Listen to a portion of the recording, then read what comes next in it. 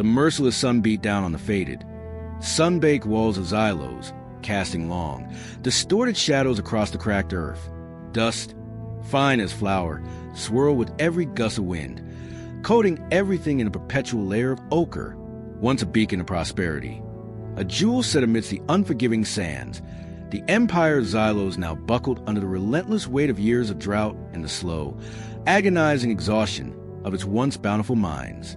The air itself felt heavy, thick with the unspoken anxieties of a populace teetering on the precipice of despair. Emperor Theron, a man whose features were etched with the lines of relentless worry and the burden of his people, stood on the highest battlements of the citadel. From this vantage point, he surveyed his capital, a sprawling expanse of clay and sandstone buildings that seemed to melt into the shimmering heat haze. His eyes, once sharp and commanding, now held a deep, weary sorrow. He watched his people, their movements slower, their faces gaunt, their usual vibrant market chatter replaced by a low, anxious hum. The grand aqueducts, marvels of Xylosian engineering that had once carried life-giving water from distant mountains, were now little more than skeletal remains, their channels choked with sand and dust. The reservoirs, once shimmering blue oases, were nearly empty, their cracked beds resembling the parched skin of an ancient beast. The royal treasury, once overflowed with the gleaming gold and precious gems extracted from the legendary sunstone mines, was now a hollow echo of its former glory. Each coin spent felt like a piece of his own fading hope. The mines, the very bedrock of Xylos' wealth and power for centuries, had yielded less and less with each passing season, their veins seemingly depleted, their depths barren. The desperate efforts to find new lodes had proven fruitless, swallowing vast sums of the dwindling treasury without so much as a glimmer of promise. Trade caravans, once a constant stream of exotic goods and bustling merchants, had dwindled to a trickle, hesitant to venture into an empire struggling with its own survival. Merchants demanded exorbitant prices for basic necessities, knowing Xylos' desperation. Food scarcity was becoming a grim reality. The granaries, usually bursting with the bounty of the fertile river valleys, were alarmingly low, their stores carefully rationed, leading to murmurs of discontent among the populace. Children, their bellies distended from hunger, played listlessly in the dusty streets, their laughter, once so vibrant, now a distant memory. On the shimmering horizon, a new and more ominous threat began to emerge. The nomadic tribes of the Great Sand Sea, once bound by treaties and the shared need for peaceful passage through Xylosian lands, now eyed the Empire's weakness with predatory intent. Their raiding parties, once mere nuisances, were growing bolder, their incursions more frequent and devastating. Reports reached the capital of villages sacked, trade routes disrupted, and Xylosian patrols overwhelmed. These tribes, resilient and adaptable to the harsh desert environment, saw the Empire's dwindling resources and weakened military as an open invitation for plunder, an opportunity to seize what they believed Xylos no longer deserved. The northern borders, typically fortified and secure, were stretched thin, their garrisons demoralized and undersupplied. Each report of raid added another layer to Theron's burden, another crack in the Empire's veneer of stability. Within the gilded confines of the royal court, the whispers grew louder, more desperate. Courtiers, once preoccupied with petty intrigues and lavish displays, now spoke in hushed, anxious tones of the deepening crisis. The most powerful families, those who had grown rich on the Empire's prosperity, now feared for their own fortunes, subtly maneuvering for position in a rapidly changing landscape. Some advocated for aggressive military action, a desperate push to reclaim lost prestige and intimidate the encroaching tribes. Others urged for more stringent rationing, tighter controls, and an appeal for aid from distant, often unwilling allies. Yet, beneath all the strategic debates and political posturing, ran a current of profound unease, a shared understanding that something truly drastic was needed. The word miracle was uttered with increasing frequency, not as a hopeful prayer, but as a grim acknowledgement of the dire straits in which Xylos found itself. For the people's resilience, their famous stoicism in the face of hardship, hung by the thinnest of threads. They had endured much, but the constant erosion of their way of life, the slow creep of hunger and fear, was pushing them to their breaking point. Theron, though weary, refused to succumb to despair. He convened his council daily, listening patiently to the often conflicting advice of his advisors. There was General Varkos, a grizzled veteran whose face bore the scars of countless battles, who argued for a decisive military campaign against the nomadic tribes, believing that a show of force was the only language they understood. "Your Majesty," Varkos would boom, his voice echoing in the council chamber, "we must strike now, while we still possess the strength to deter them. Every day we delay, they grow bolder, our borders shrink further." Then there was Minister Alara, the chief economist, a woman of sharp intellect and pragmatism. She advocated for immediate and drastic economic reforms, including higher taxes on the wealthy and a complete restructuring of the trade agreements. "Our treasury is bare, Your Majesty," she would state, her voice calm but firm. "Without resources, our armies are useless, our people starve. We must secure new trade routes, new sources of income, or we will be consumed from within."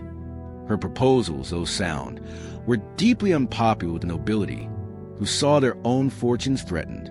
Theron listened, weighed their words, and felt the immense pressure of their conflicting demands. He walked a tightrope between preserving what little remained of Xylos' strength and avoiding open rebellion or economic collapse. The old ways, the traditions that had sustained Xylos for millennia, seemed to be failing in the face of an unprecedented crisis. The wisdom of his ancestors, enshrined in ancient texts and carved into the very stones of the citadel, offered little guidance for a drought that defied memory and minds that refused to yield. His most trusted advisor, the aged Chancellor Kalen, a man whose wisdom was as deep as the desert's hidden wells, often remained silent during the heated debates, his gaze distant, as if searching for answers beyond the visible world.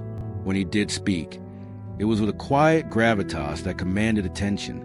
"Your Majesty," he had said just days before, his voice raspy with age, "the sands have always tested Xylos. We have bent but never broken. Yet this time, the very earth seems to turn against us. We have exhausted all conventional avenues. Perhaps," he paused, his eyes meeting Theron's, "we must look to the unconventional, to the forgotten, to the unseen." Theron understood Kalen's veiled words. They had sent out expeditions to the furthest reaches of their known territories, seeking new oases, new mineral deposits, anything that could offer reprieve. They had consulted with oracles, performed ancient rituals, and offered countless prayers to the sun god, hoping for a sign, a blessing, a miracle. But the sky remained a relentless, cloudless blue, and the earth stubbornly barren. The people, though suffering, still held a flicker of loyalty for their emperor, sensing his genuine concern and tireless efforts. But even their faith had its limits. The rationing was growing harsher. The public works projects designed to employ the idle were faltering due to lack of funds, and the once vibrant festivals were muted affairs, lacking the joy of former times. The whispers of discontent were beginning to crystallize into frustrated questions. Why have the gods abandoned us? Why does our emperor not find a way? Theron often retreated to his private chambers, poring over ancient maps, tracing faded lines that spoke of long-lost rivers and forgotten trade routes. He would spend hours studying geological charts, hoping to spot a hidden anomaly, a vein of or missed by generations of miners. He knew that the very fabric of his empire, its stability, its identity, was inextricably linked to the prosperity of his land. If the land withered, so too would Xylos. One particularly sweltering evening, as the last rays of the sun bled across the horizon, painting the sky in hues of orange and purple, Theron stood by his window, looking out over the silent city. The air was still, heavy, pregnant with the unspoken dread of another dawn bringing no relief.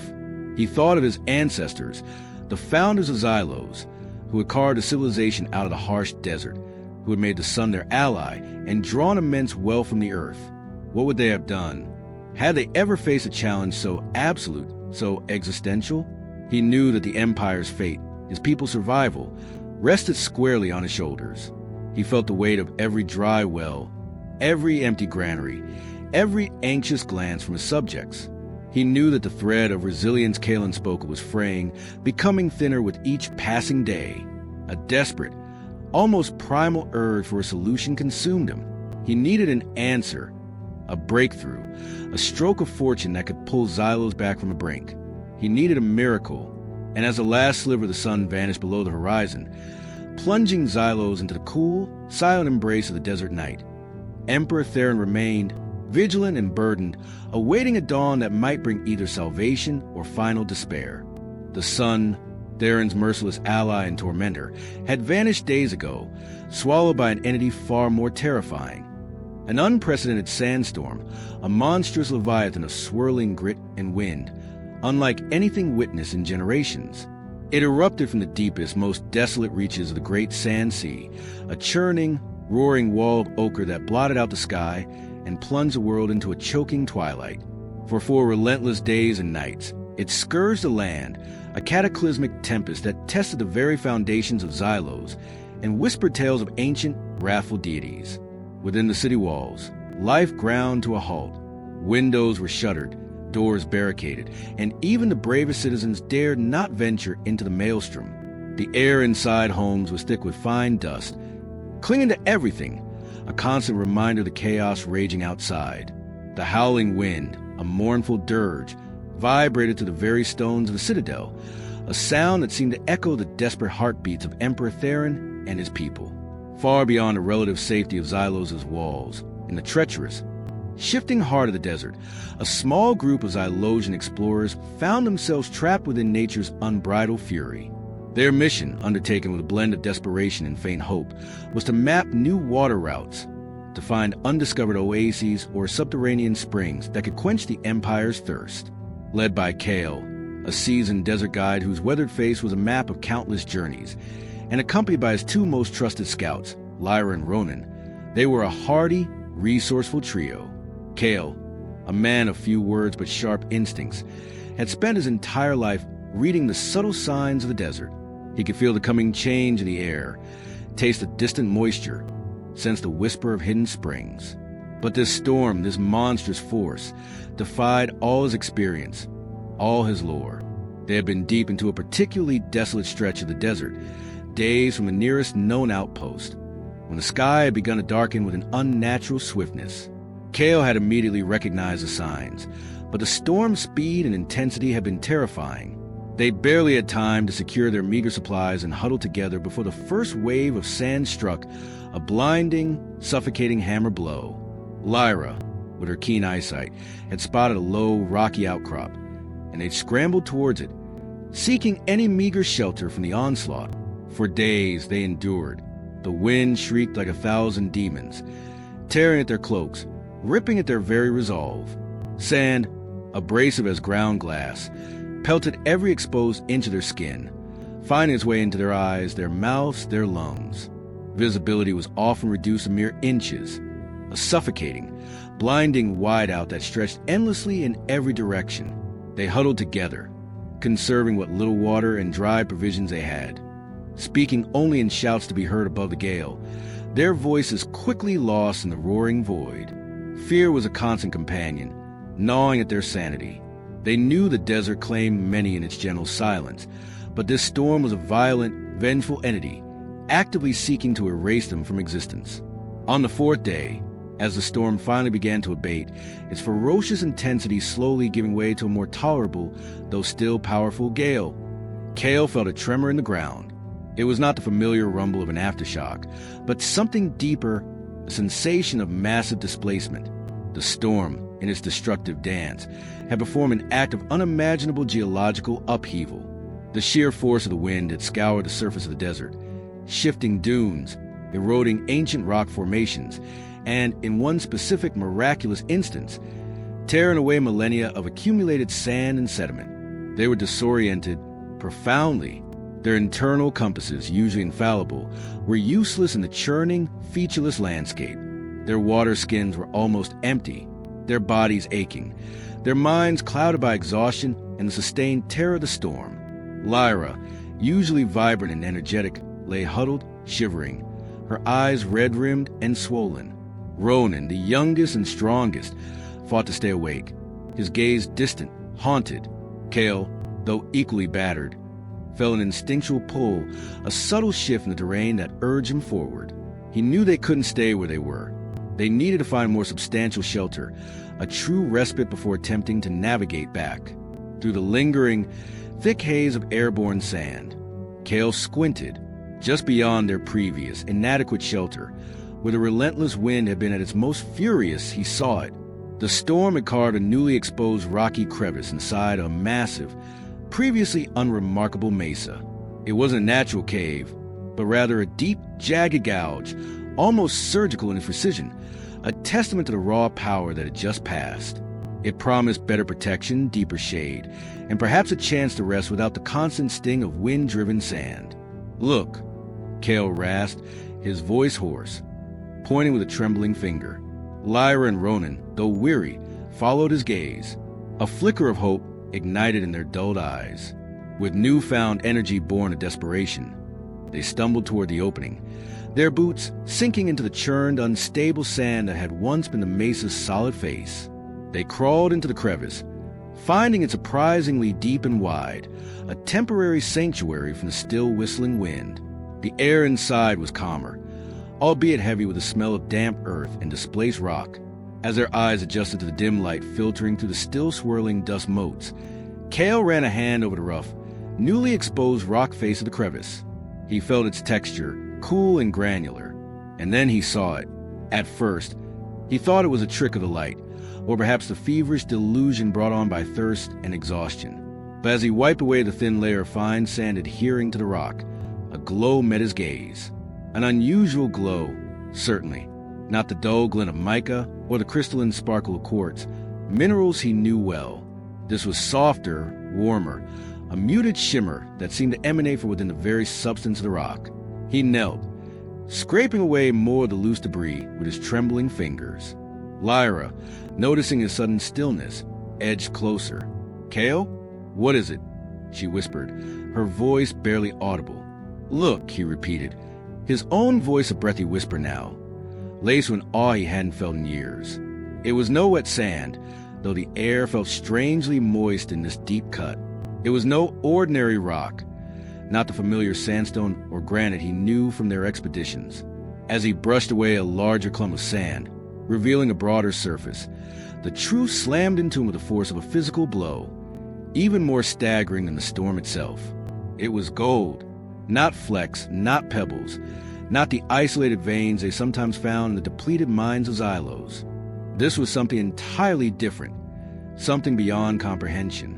It was a vast, continuous expanse, a shimmering, solidified river of the precious metal, winding to the heart of the newly exposed rock. It flowed in broad, undulating layers, interspersed with deeper, almost pure concentrations. The sheer profusion was unimaginable. It was as if the very desert floor had bled gold, as if a molten stream had somehow been frozen in time. Deep beneath the surface, for millennia, the wind outside still howled, a receding echo of the chaos. But inside the crevice, a profound silence had fallen. Lyra gasped, a choked sound of disbelief, her eyes widening to impossible saucers as she, too, understood. Ronan, who had been slumped against the wall, pushed himself up, drawn by their hushed exclamations. When he saw it, his jaw dropped, his exhaustion momentarily forgotten. By the sun god, Ronan breathed, reaching out a hesitant hand to touch the gleaming surface, as if to confirm its reality. It was cool and smooth beneath his fingertips, undeniably metal, undeniably gold. Cale felt a dizzying mix of awe, disbelief, and a profound, almost spiritual understanding. This wasn't merely a discovery. It was a revelation. It was a desert, that cruel, unforgiving mistress, offering an impossible gift. The storm, which had threatened to consume them, had instead performed an act of immense generosity, ripping open the earth to lay bare a secret that had been hidden for countless ages. This wasn't a mine that needed digging, a vein that needed chasing. This was a river solidified beneath the desert floor, an exposed treasury, shimmering in the gloom of their temporary sanctuary. They stood there for what felt like an eternity, three weary, battered souls, witnesses to a secret that could change the fate of an empire. The implications were staggering, overwhelming. The drought, the scarcity, the encroaching barbarians, the empty treasury. All of it suddenly seemed diminished, dwarfed by the sheer, blinding magnitude of what lay before them. They had set out to find water, a few precious springs to extend Xylos' life for a little longer. Instead, they had stumbled upon a treasure that could redefine its very existence. The gift of the raging sand was not just shelter, it was salvation. And as the last vestiges of the great storm swirled in the distant sky, Kale, Lyra, and Ronan knew, with a certainty that transcended their fatigue, that their desperate expedition had just unearthed not merely a hidden resource, but the very destiny of Xylos. The journey back to Xylos was a blur of newfound energy and desperate urgency for Kale, Lyra, and Ronan. The vast, shimmering expanse of gold, a secret too monumental to grasp fully, fueled their weary limbs. They arrived, haggard and dust-caked, days later, slipping into the capital under the shroud of pre-dawn darkness, their minds buzzing with the magnitude of their discovery. News of the find spread like wildfire, but not through the bustling market squares or the anxious whispers of the common folk.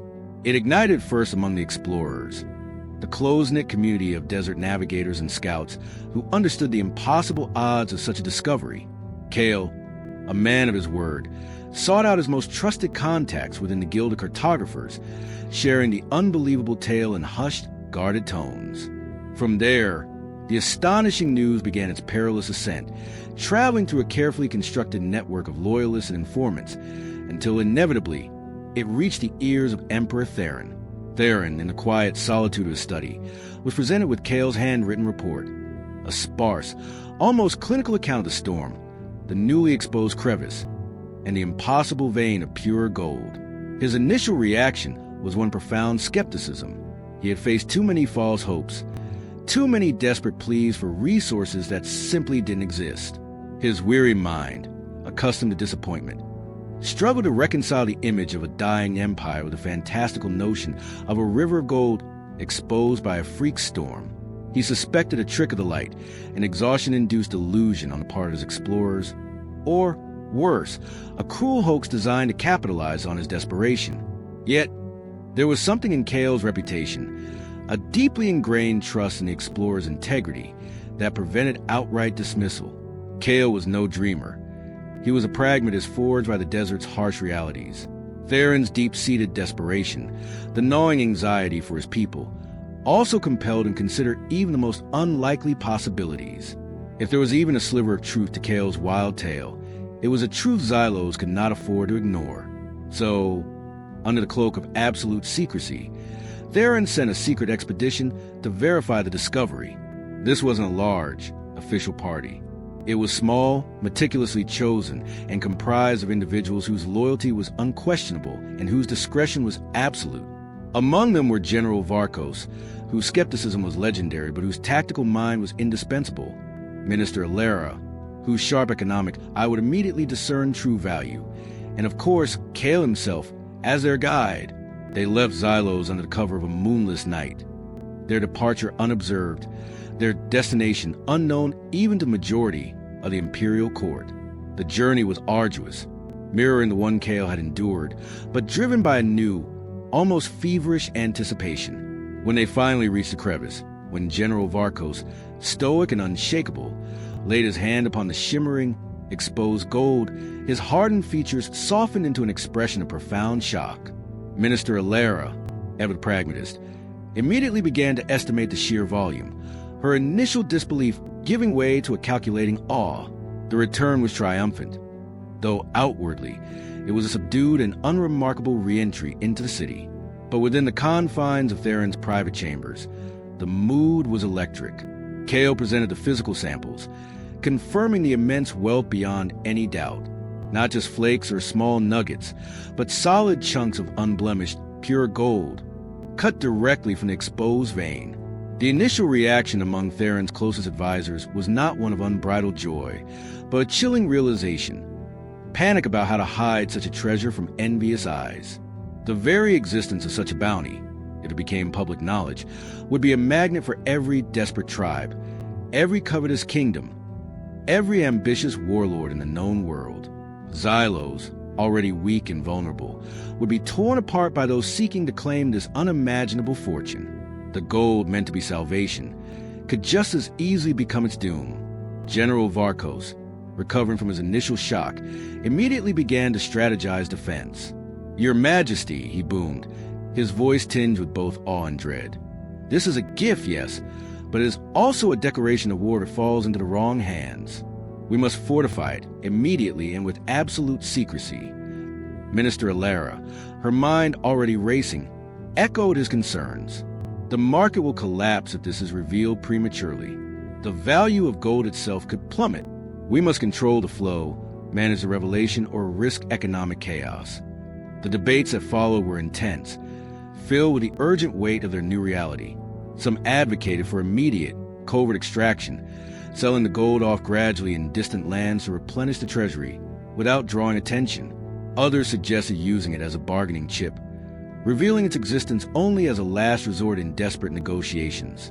However, the shrewd Theron saw an opportunity for a strategic revitalization far beyond mere survival.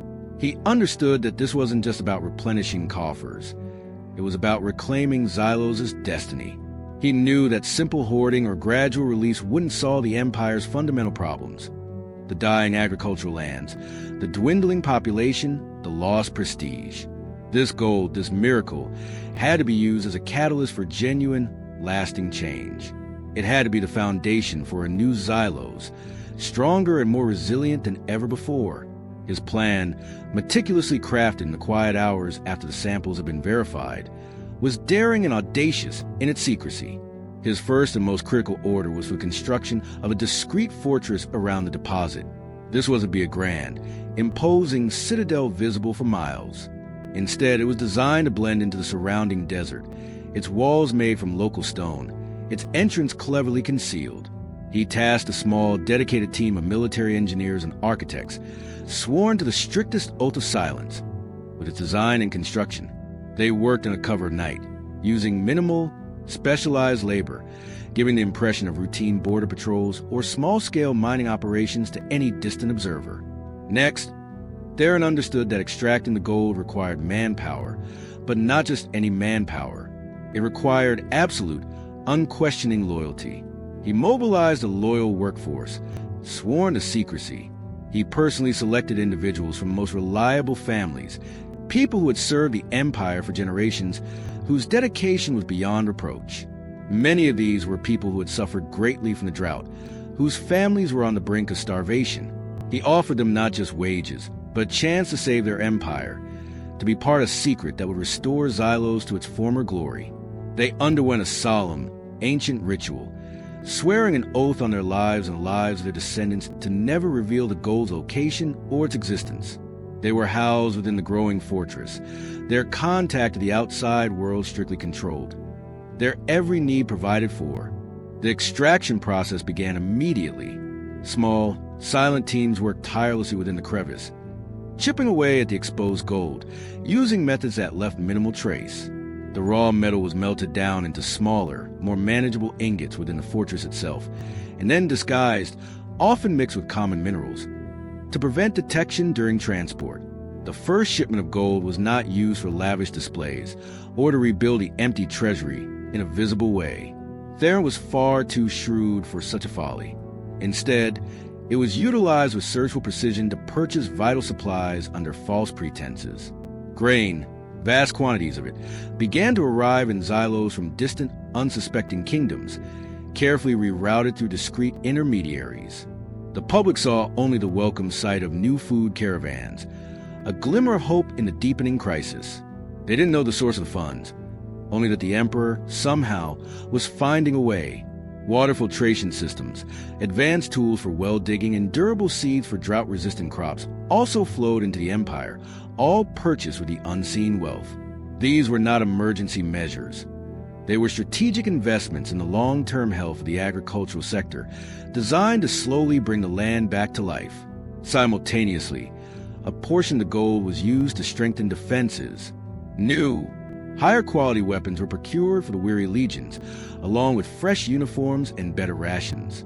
Mercenaries, often unreliable, were discreetly hired from distant lands, their loyalty bought with unidentifiable gold. These forces were deployed to the northern borders, not in a grand display of power, but in a gradual, almost imperceptible reinforcement that slowly began to push back the nomadic raiders.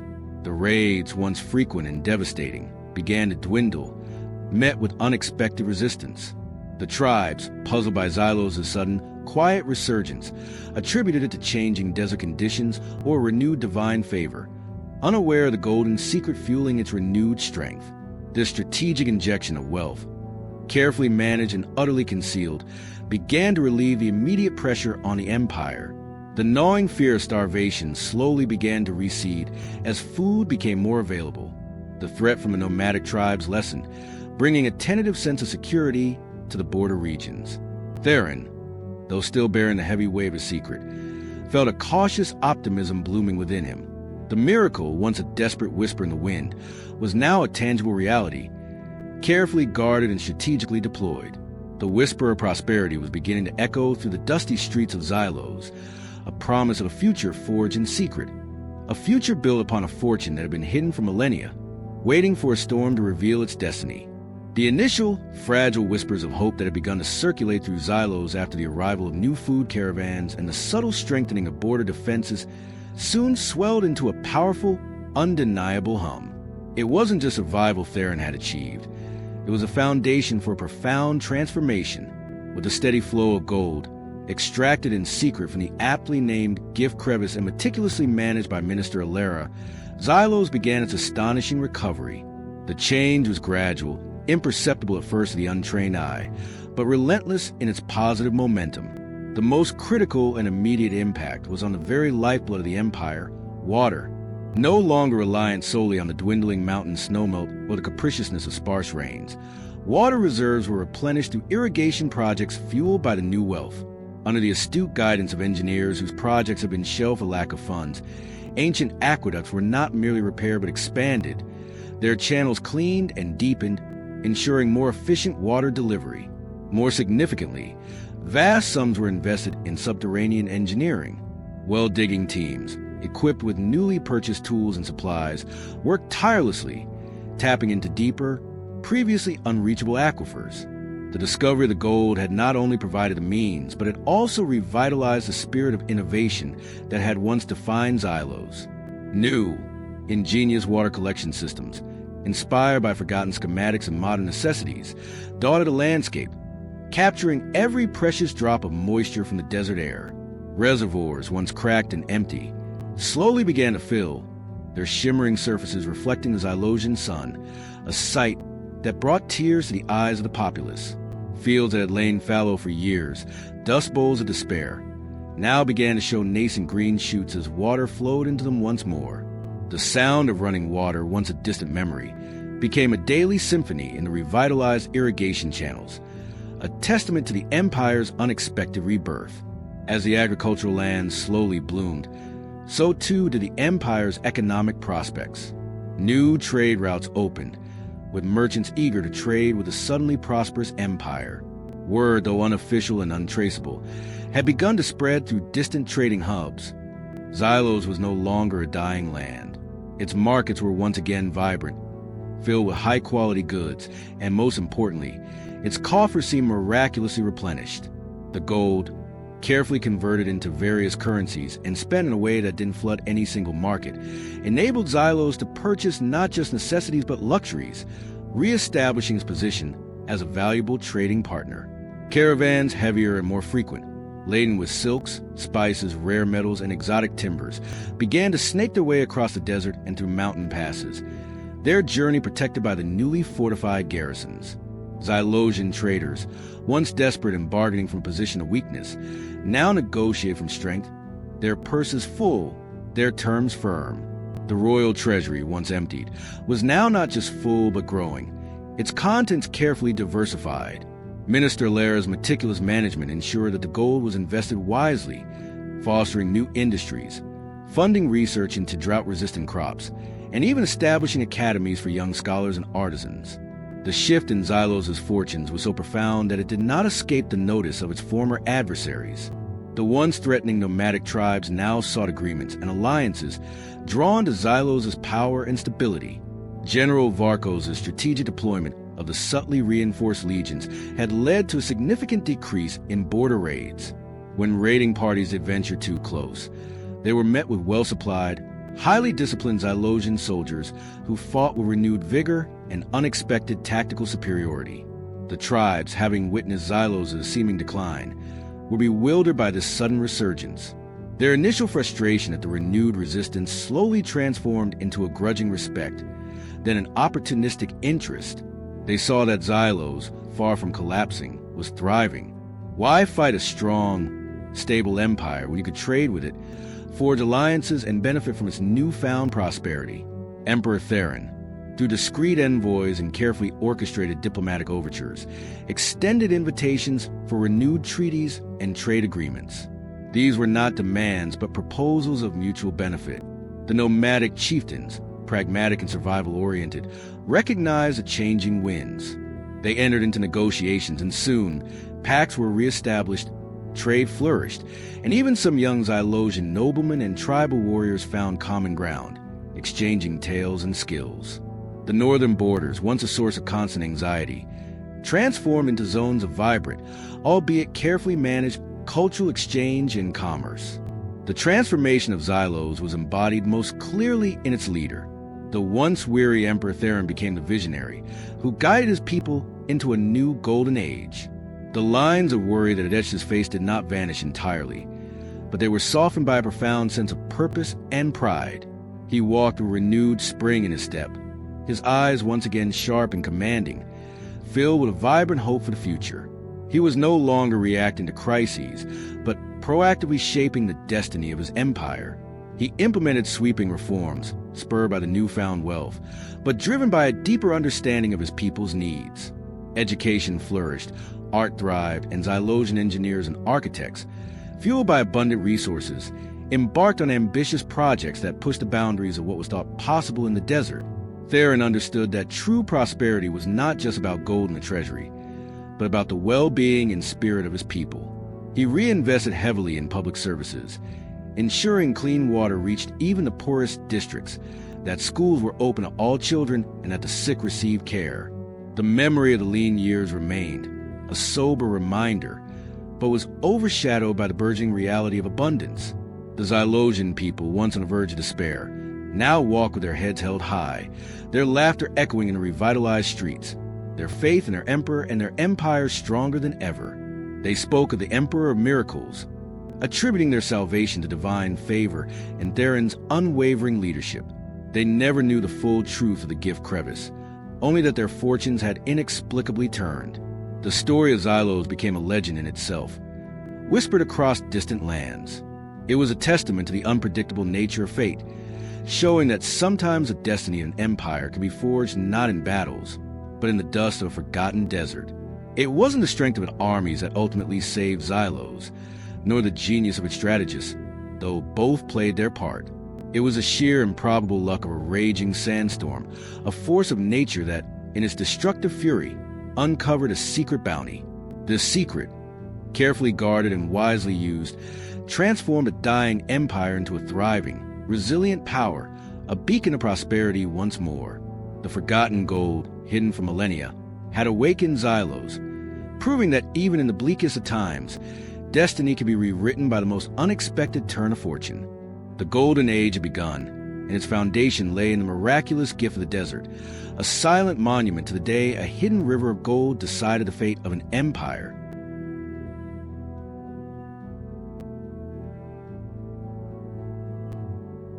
The air above the western reaches of the Valerian Empire hummed with a low, guttural thrum, a sound that was not of nature, but 1,000 marching feet. It was a sound of impending doom. For generations, the Valerian Empire had stood as a colossus, its eagle standard soaring over lands stretching from the sun-drenched coast of the Azure Sea to the snow-capped peaks of the Iron Mountains. A powerful nation, its legions were legendary, its engineering feats unparalleled, its laws the bedrock of civilization. Yet, even Colossae could stumble, and Valerius, despite its might, found itself in a moment of profound vulnerability. Years of internal strife, distant campaigns that bled resources, and a subtle erosion of the rigid discipline that had once been its hallmark had left it weakened, a giant with cracks in its armor. Now, those cracks were being brutally exploited. Kaelin's great army, a terrifying, unprecedented amalgamation of countless barbarian tribes united under a single, feared leader, advanced like a black tide on the borders of the Valyrian Empire. From a frozen northern waste, the fierce Grom. From the eastern steppes, the swift horse-riding Khazars. From the shadowed forests of the west, the brutish Urgith, tribes that had for centuries warred amongst themselves, now moved as one, bound by Kaelin's charisma, his brutal efficiency, and a shared hunger for Valyrian riches. Their numbers were staggering, a human wave that seemed to stretch to the horizon. Their war cries a chilling symphony of destruction.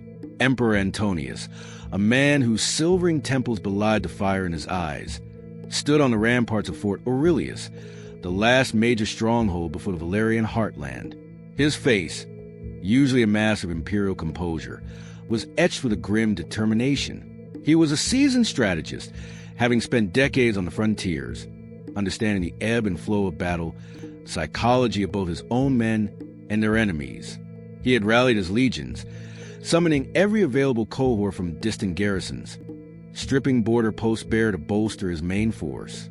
The famed Legio IX Victrix, the disciplined Legio II Augusta, and even the newly raised Legio XV Primigenia stood ready, their polished armor gleaming dully under the overcast sky. Yet, as he looked out at the endless, undulating mass of Kaelin's forces, a cold dread settled in his gut. He knew, with a certainty that chilled him to bone, that they were overwhelmingly outnumbered. For every Valyrian soldier, there seemed to be 5, perhaps even 10 barbarians. The very air around Fort Aurelius was thick with a stench of fear and desperation.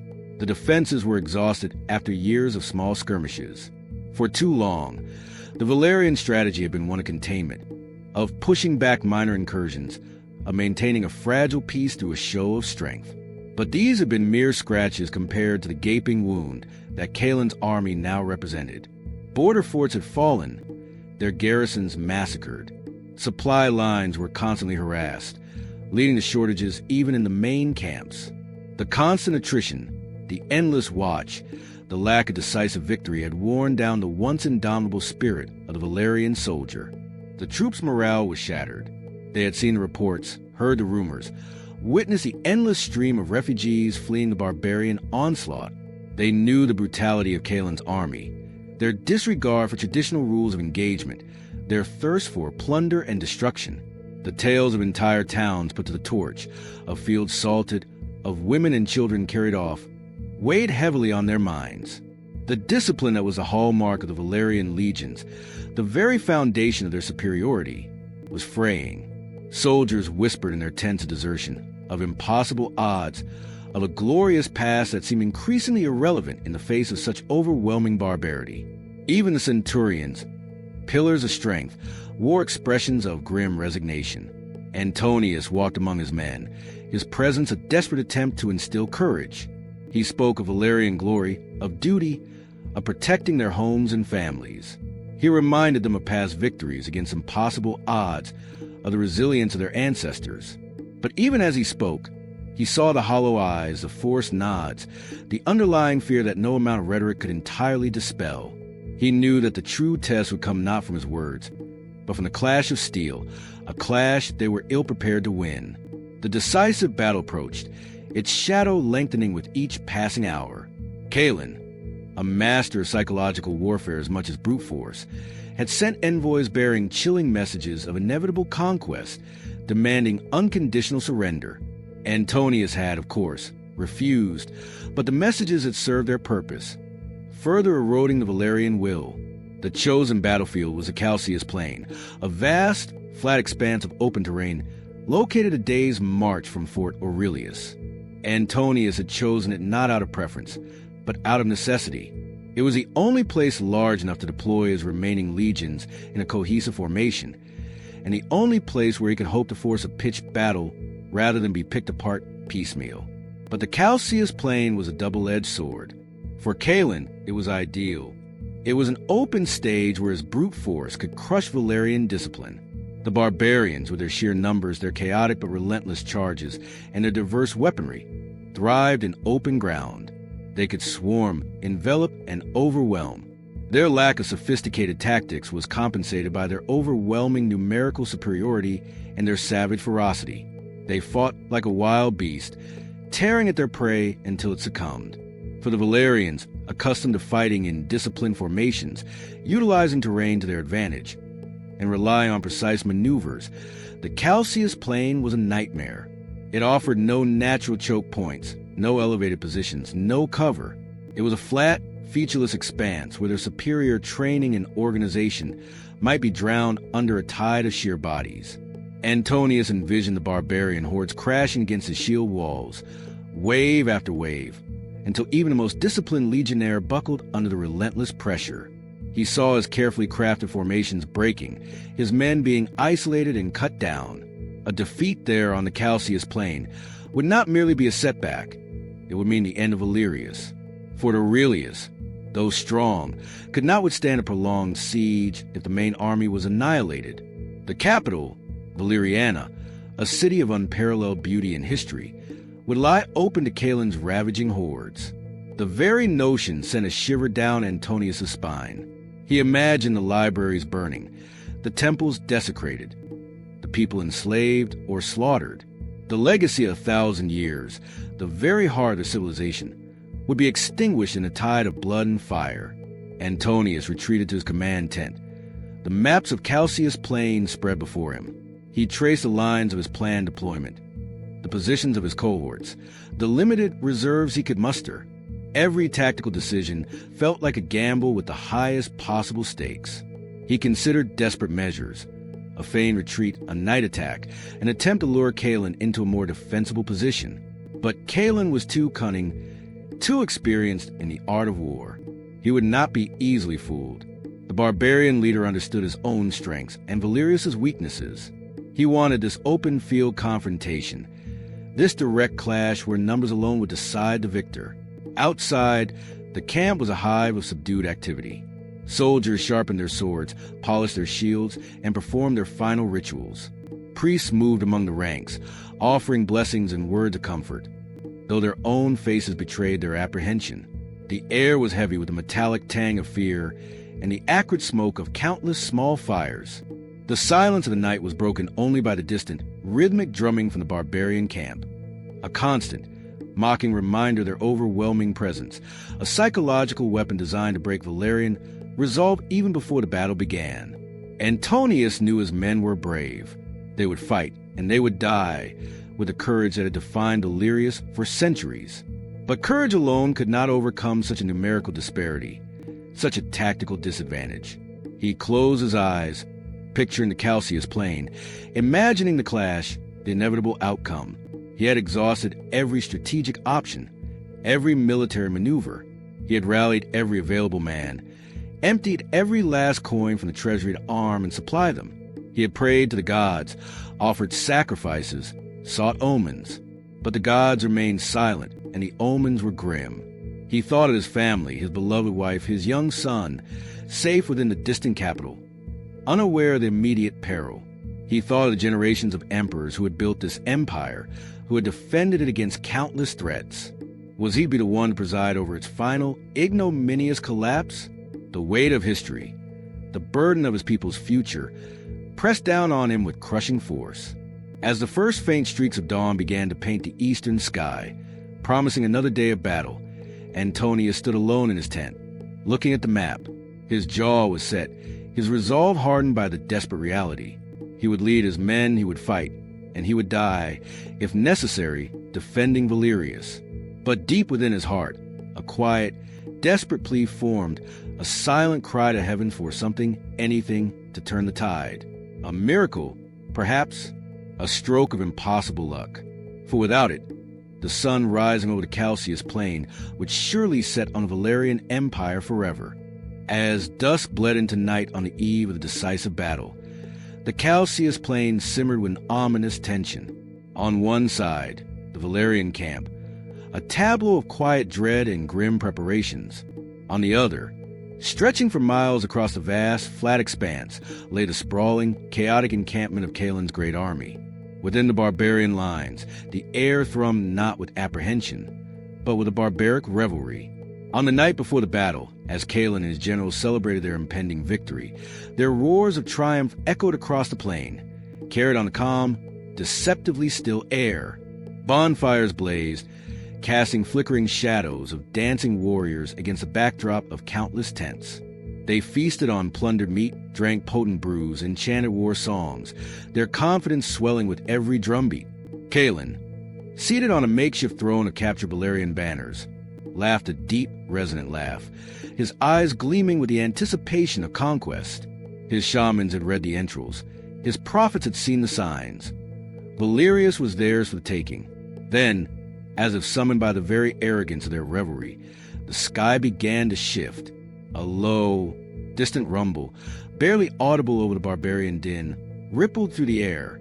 It was a sound unlike any thunder Kalen's seasoned warriors had ever heard. Deeper, more primal, like the groan of the earth itself. The wind, which had been still moments before, suddenly picked up, not in a gentle breeze, but in a series of sharp, violent gusts, tugging at cloaks and whipping the flames of the bonfires into wild, erratic dances. And then, with breathtaking suddenness, a supernatural storm erupted. It did not build gradually as normal storms did. It descended upon the Calcaeus plain with the speed and force of divine wrath, as if the very heavens had decided to intervene.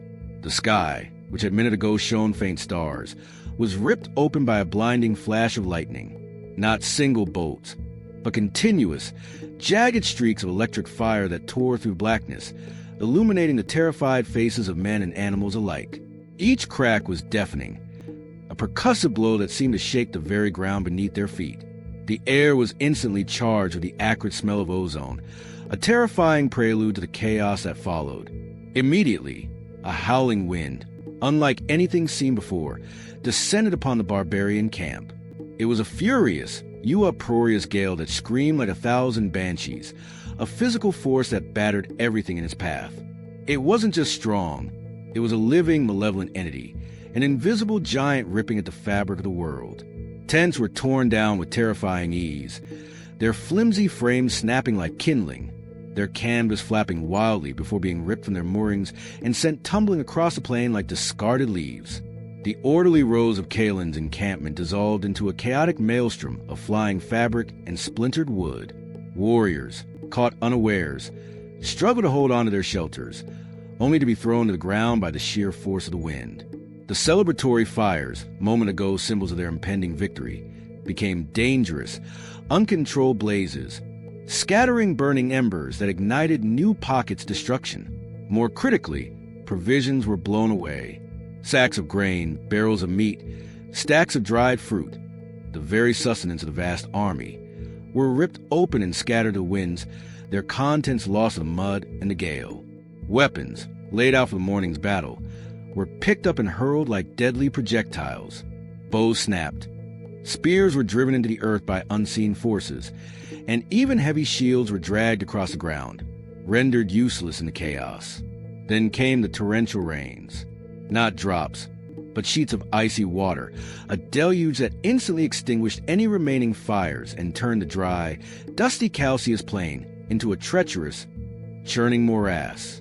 Within minutes, shallow depressions became ankle-deep pools in the ground, already churned by countless feet, transformed into a thick, clinging mud that sucked at boots and hampered every movement. The soil, unable to absorb such an outpouring, became saturated, turning the entire camp into a slippery, impassable bog. Horses spooked first. These magnificent beasts, essential to the mobility of the Khazar cavalry, reared and whinnied in terror, their eyes rolling wildly. Their handlers, caught off guard, were often dragged through the mud or trampled as the animals broke free from their tethers, galloping blindly into the darkness, adding to the deafening cacophony of the storm. The war horses, trained for battle, were utterly unprepared for this untamed, terrifying force of nature. Their panicked screams mingled with the shrieks of the wind and the terrified cries of men. Weapons were dragged from their improvised racks and carried away by the rushing water and mud. Swords, axes, and javelins, vital for the morning's engagement, were lost in the sodden earth, swallowed by the rising mire. The carefully prepared war machines, the siege engines and catapults Kalen had brought to breach Valerius's last defenses, were overturned their mechanisms jammed with mud and sand, their ropes shredded by the wind. They became grotesque, broken skeletons in the flashing lightning, useless ruins before they could even fire a single shot. And then, as the storm reached its terrifying crescendo, panic spread among the barbarian troops. These were warriors hardened by countless battles, accustomed to the brutal realities of open-field warfare, of clashing steel and flowing blood. They knew how to fight men, how to conquer fortifications, how to endure wounds and hardship, but they were utterly terrified by nature's untamed fury. This was no earthly enemy they could meet with blade and shield. This was a force beyond their comprehension, beyond their control, a wrathful spirit that tore apart their homes, stole their supplies, and scattered their very will to fight. Superstition, deeply ingrained in tribal cultures, ran rampant. Shamans cried out that the Valyrian gods had awakened, that this was a divine curse, a sign that their invasion was doomed. Many fell to their knees, weeping and praying, utterly broken by the overwhelming power of the storm. Others simply fled, stumbling blindly into the raging darkness, hoping to escape the invisible monster that had engulfed them. Cohesion dissolved. Order vanished. The great army of Kaelin, poised for its ultimate triumph, disintegrated into a terrified mob. Meanwhile, a mere several miles away, the Valyrian camp experienced a night of profound contrast. The Valyrian camp, on the other hand, was on higher ground and protected. Antonius, a shrewd commander, had chosen his main staging area with meticulous care. He had positioned his legions on a series of gentle rises that offered natural drainage and were partially shielded by a low, rocky escarpment to the west. While they felt the undeniable force of the storm, the distant crashes of thunder, the unsettling howl of the wind, the steady drumming of rain against their tents, it was mercifully diluted. Their carefully constructed tents, reinforced with additional ropes and dug-in stakes, withstood the wind's onslaught with remarkable resilience.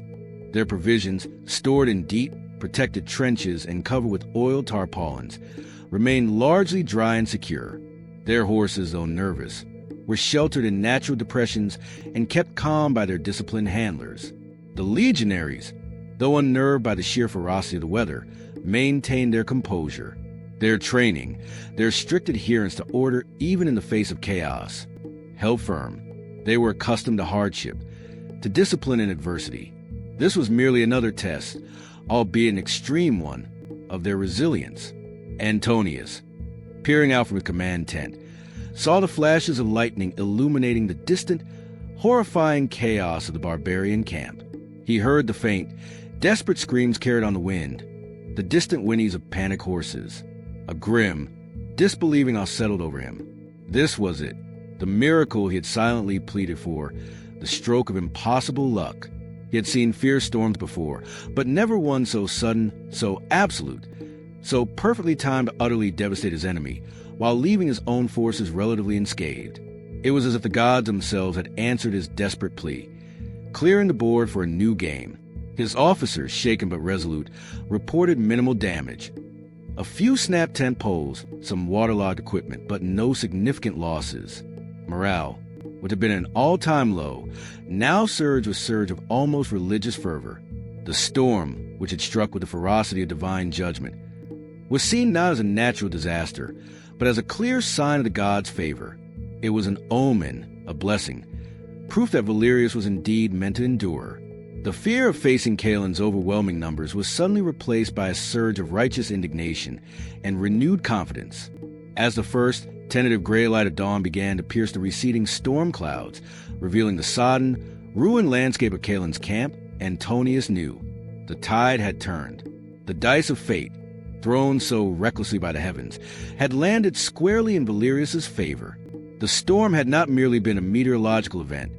It had been a hand of destiny, writing a new chapter for his empire. The battle would be fought, but not on Kaelin's terms.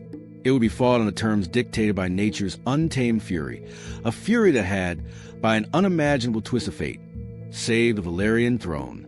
As the first pale streaks of dawn began to paint the eastern sky, they revealed a sight that would forever be etched into the annals of Valyrian history.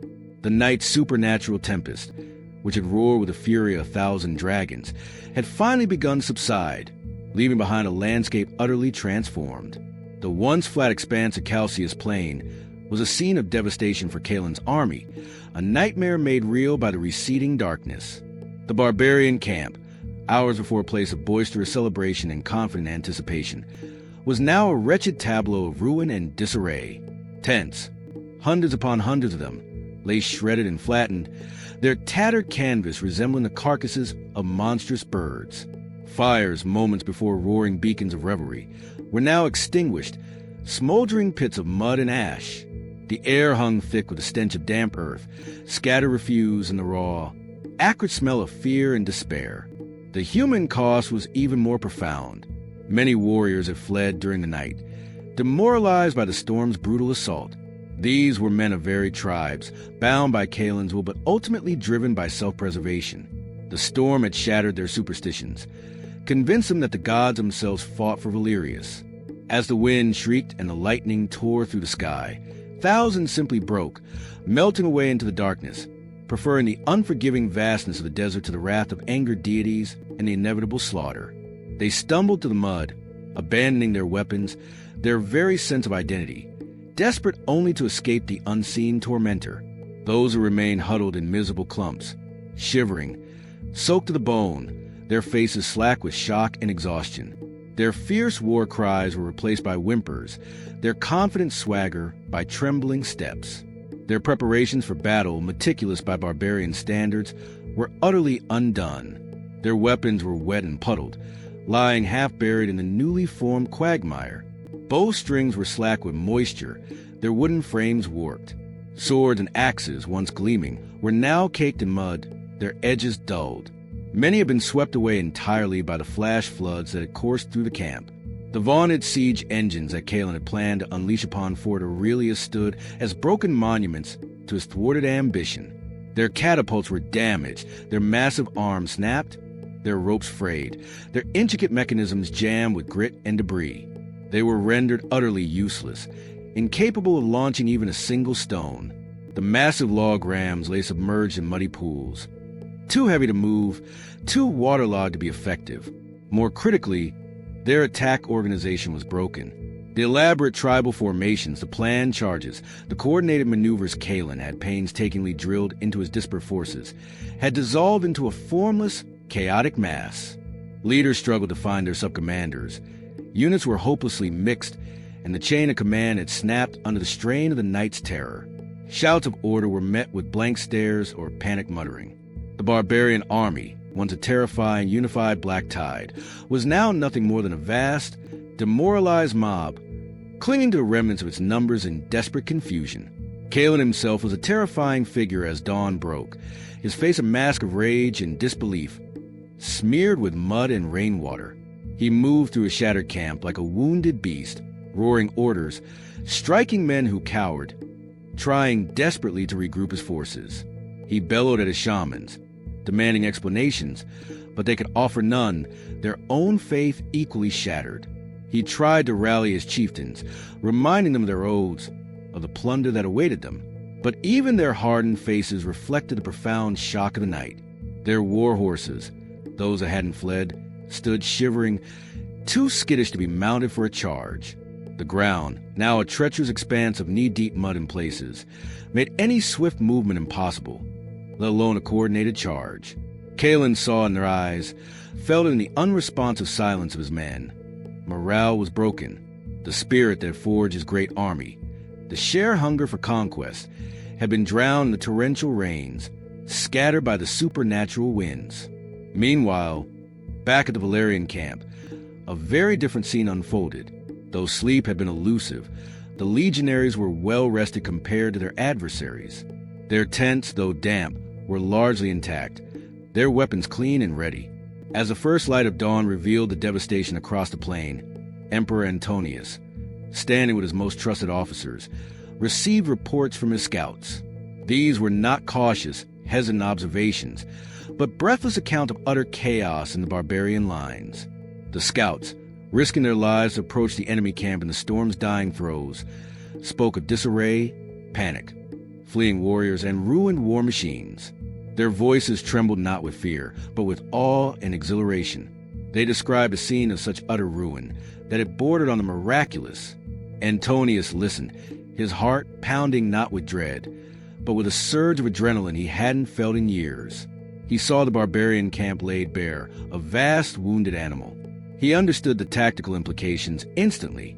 This was the moment. The divine intervention he had silently pleaded for had manifested in the most spectacular and devastating way imaginable. He did not hesitate. All his years of strategic thinking, all his experience on the battlefield, screamed one imperative: strike now, sound the advance. Antonius's voice, usually calm and measured, rang out with newfound urgency and authority, cutting to the morning stillness.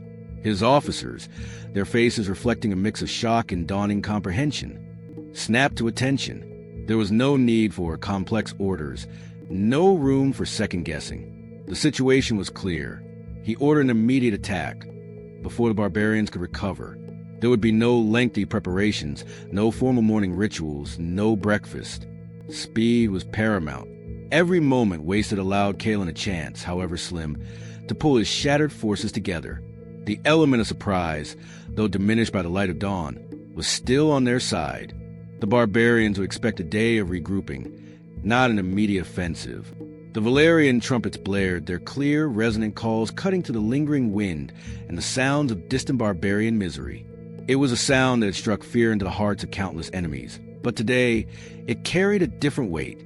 The Valerian legions, discipline and morale boosted by divine intervention, advanced against an enemy in disarray and despair. The transformation in their spirit was palpable. Yesterday, they had faced impossible odds with grim resignation. Today, they marched with the righteous fury of men favored by the gods. The storm was not just a natural phenomenon. It was a divine omen, a sign that Valerius was destined to triumph. Their discipline, once a weary burden, now felt like a shield against chaos, a solid foundation for their renewed resolve. Their formations, once tight and precise, now moved with eager swiftness across the still damp ground. Shield walls locked with renewed strength, their pilum spears held high, gleaming in the weak morning light. The mud, a crippling obstacle for the barbarian hordes, was merely an inconvenience for the well-trained Valerians, whose movements were coordinated and purposeful. They moved like a single unbreakable entity, a wave of steel and purpose, rolling toward the broken enemy. As they neared Cailan's camp, the full extent of the barbarian plight became apparent. The Valerians saw the dismembered tents, the scattered provisions of panicked, mud-soaked warriors stumbling aimlessly. They heard the cries of alarm, the confused shouts, the despairing wails. This was not the formidable, unified force they had prepared to face. This was a broken, frightened rabble. The clash, when it came, was less a battle and more a rout. The Valerian legions hit Cailan's lines like a perfectly honed blade striking rotten wood. The barbarians, demoralized and disoriented, offered little resistance. Their counterattacks were disorganized, their charges faltered in the mud, their individual ferocity no match for the Valerian discipline and overwhelming morale. Many simply dropped their weapons and fled. Others surrendered, and those who stood and fought were quickly cut down. Cailan himself, fighting with the desperation of a cornered beast, found his personal guard disintegrating around him, his grand army dissolving into fragmented bands. Emperor Antonius, watching from a slight rise, felt a surge of profound relief and grim satisfaction. The fate of Valerius, which had hung by the thinnest of threads, had been decided not by the clash of swords and spears, but by the relentless fury of the heavens. The storm, that unforeseen miracle, had cleared the path for a victory that would otherwise have been impossible. The chaos of dawn, intended for Valerius, had instead engulfed Cailan's great army, sealing their fate and securing the survival of the empire. The sun, now fully risen over the Calcaeus plain, shone down on a scene radically different from what Cailan had envisioned. What should have been the final, glorious triumph of his great army was, instead, its catastrophic undoing. The Battle of Calcaeus, which was supposed to be the annihilation of Valerius, became a decisive victory for the empire. A victory born not of Valerian might alone, but the heavens' inscrutable will. The fight, if it can even be called that, was short and brutal. Cailan's forces, utterly demoralized and physically broken by the night's relentless storm, offered little cohesive resistance. The Valerian legions, fueled by a surge of renewed faith and an almost divine rage, swept through the barbarian camp like an avenging tide. The tactical advantage, once overwhelmingly with Cailan, had been irrevocably handed to Antonius by the Tempest. The vast numbers of barbarians, once their greatest strength, now became their greatest weakness. As the chaotic masses stumbled over each other in the deep mud, their movements clumsy and slow. Many simply dropped their mud-caked weapons and surrendered, their spirits utterly crushed. Others, still caught in the grip of superstitious terror, fled without a fight, disappearing into the distant, still murky landscape, preferring the unknown perils of the wilderness to the certain doom that awaited them on the plain. Those who tried to stand and fight were quickly overwhelmed by the disciplined, surging Valerian ranks. The famed ferocity of the Grom, the swiftness of the Khazar horsemen, now mostly dismounted and mired, and the brute strength of the Urgoth were rendered useless against the organized might of the legions, whose shield walls held firm and whose pylon spears found their marks with deadly precision. Cailan's army was scattered, and its threat eradicated for generations. The battle didn't just break the great army. It shattered the very concept of its unity. Chieftains who had pledged allegiance to Cailan now turned on each other, blaming one another for the disaster, or simply abandoning their leader in a desperate bid for survival. Cailan himself, fighting with the savage fury of a cornered lion, was eventually overwhelmed, his defiance futile against the relentless Valerian advance. His defeat was total, his dream of a barbarian empire reduced to muddy ruin. The remnants of his army dissolved into disparate, fleeing bands, hunted mercilessly by Valerian cavalry for weeks afterward, ensuring that no significant force could ever again coalesce under his banner or anyone else's for many years to come. The myth of Cailan's invincibility was shattered, replaced by the legend of the storm that defied him. Back in Valeriana, the capital, the news of the victory spread like wildfire, igniting a fervent jubilation that swept through the empire. The initial reports had been grim, painting a picture of an empire on the brink. Then came the astonishing news of Calcius, a victory so absolute, so unexpected. It defied conventional explanation. Antonius was hailed as a leader blessed by the gods, chosen by the divine to shepherd Valerius through its darkest hour. The story of the divine storm became a legend almost overnight. Poets and bards sang of the heavens opening to protect the righteous Valerians, of divine lightning striking down the wicked barbarians, of the gods themselves fighting alongside Antonius's legions. Priests in every temple proclaimed it a clear sign of the gods' enduring favor for the empire, a reaffirmation of their sacred mandate. This narrative, far from being dismissed as mere superstition, resonated deeply with a populace exhausted by years of hardship and fearing their empire's demise. It wasn't just a military victory. It was a spiritual triumph, a validation of their faith and their way of life. This potent belief had an immediate and profound effect. It strengthened the faith and unity of the Valerian people. The internal squabbles, the whispers of dissent, the weariness that had gnawed at the empire's core, all were washed away by the tide of shared relief and renewed purpose. From the highest senator to the lowliest farmer, there was a collective sense of wonder and gratitude. The feeling of being divinely protected, of having endured a trial by fire and emerged stronger, bound them together in a way that no decree or military campaign ever could. People who had once questioned Antonius's leadership now revered him as a living embodiment of the empire's destiny. Temples overflowed with worshippers, giving thanks for the miraculous deliverance. The belief in Valerian exceptionalism, once wavering, was rekindled with an unprecedented fervor.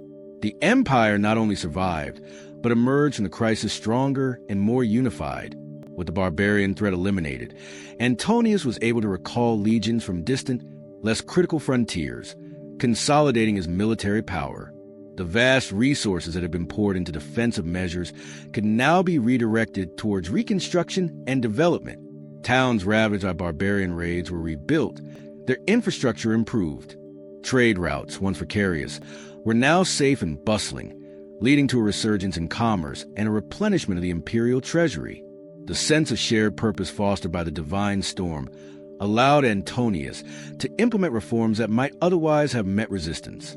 Laws were strengthened, corruption was rooted out, and a new emphasis was placed on civic duty and collective responsibility. The common people, feeling heard and protected, embraced these changes, contributing their labor and loyalty to the rebuilding effort. Beyond its borders, the victory at Calcius and the miraculous circumstances surrounding it reshaped Valerius's standing among neighboring kingdoms. The sheer scale of Caelen's army had terrified every realm that lay in its path. Now, witnessing its complete and sudden destruction, many rulers who had previously viewed Valerius with apprehension or even disdain suddenly saw it as an empire under divine protection. This perception led to new alliances forged not out of mutual defense, but out of desire to be associated with such a seemingly favored power. Treaties were signed, trade agreements established, and diplomatic ties strengthened, all contributing to Valerius's geopolitical influence. Kingdoms that had once considered themselves peers now looked to Valerius for leadership and stability in a world suddenly aware of the whims of fate. The long-term impact was profound. The legacy of the wind became a cornerstone of Valerian identity. Children were taught the story of the divine storm, not just as a historical event, but as a parable of their empire's unique destiny. It instilled a deep-seated confidence, a renewed confidence in its destiny that permeated every aspect of Valerian life. This confidence fueled expansion, not through conquest, but through cultural influence and economic reach. Valerian traders ventured further. Valerian scholars shared their knowledge more widely, and Valerian artists created works of unparalleled beauty, all imbued with the spirit of an empire that had stared into the abyss and been pulled back by an act of grace. The memory of the terrifying storm and the miracle it wrought became a constant, silent reminder of Valerius's unique fortune. It was a humbling yet empowering lesson that destiny, however meticulously planned, could be irrevocably altered by unforeseen forces. The storm, which could have been its undoing, became the windfall that sealed the throne's tenure. It was a testament to the fact that sometimes the greatest threats can harbor the seeds of the most profound salvation. Emperor Antonius, the weary strategist who had braced himself for ultimate defeat, became Antonius the Blessed, the leader who guided Valerius into a golden age of stability, prosperity, and unparalleled unity, all thanks to the day the heavens decided the fate of an empire. His reign, extended and glorified, became the living proof that even in the darkest hours, unexpected luck can reshape history, proving that the strongest empires are often those that are touched by the unpredictable, wondrous hand of fate.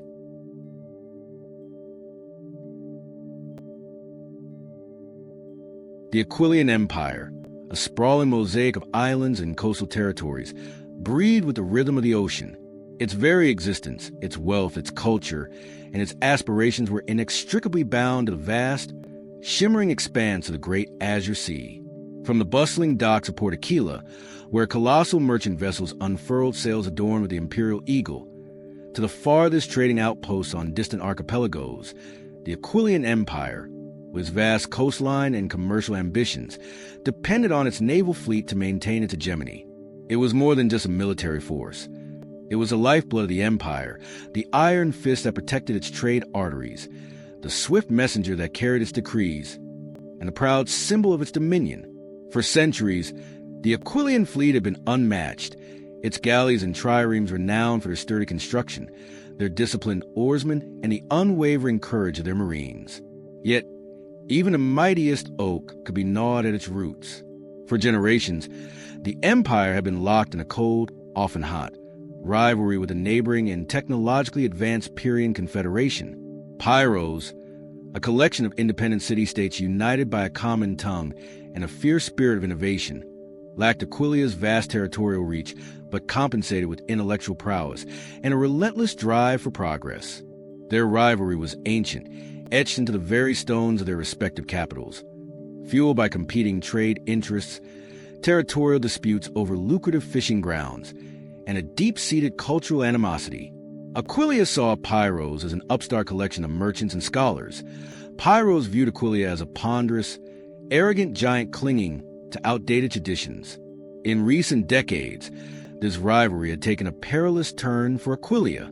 While the Aquilian shipyards continued to churn out vessels of impressive size and formidable armament, the Pyrrhians had quietly, methodically begun to innovate.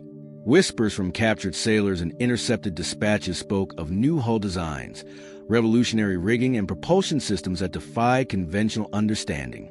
The grim reality was undeniable. The Pyrrhian Confederation, its ancient rival, possessed faster and more maneuverable ships, thanks to a series of secret innovations. Their galleys, though perhaps not as heavily armored as Aquilia's, seemed to dance on the waves, turning on a dime, catching the wind with uncanny efficiency. Their triremes, powered by a new, more efficient mechanism, could outpace Aquilian vessels even in calm waters, allowing them to dictate the terms of engagement. These weren't just marginal improvements.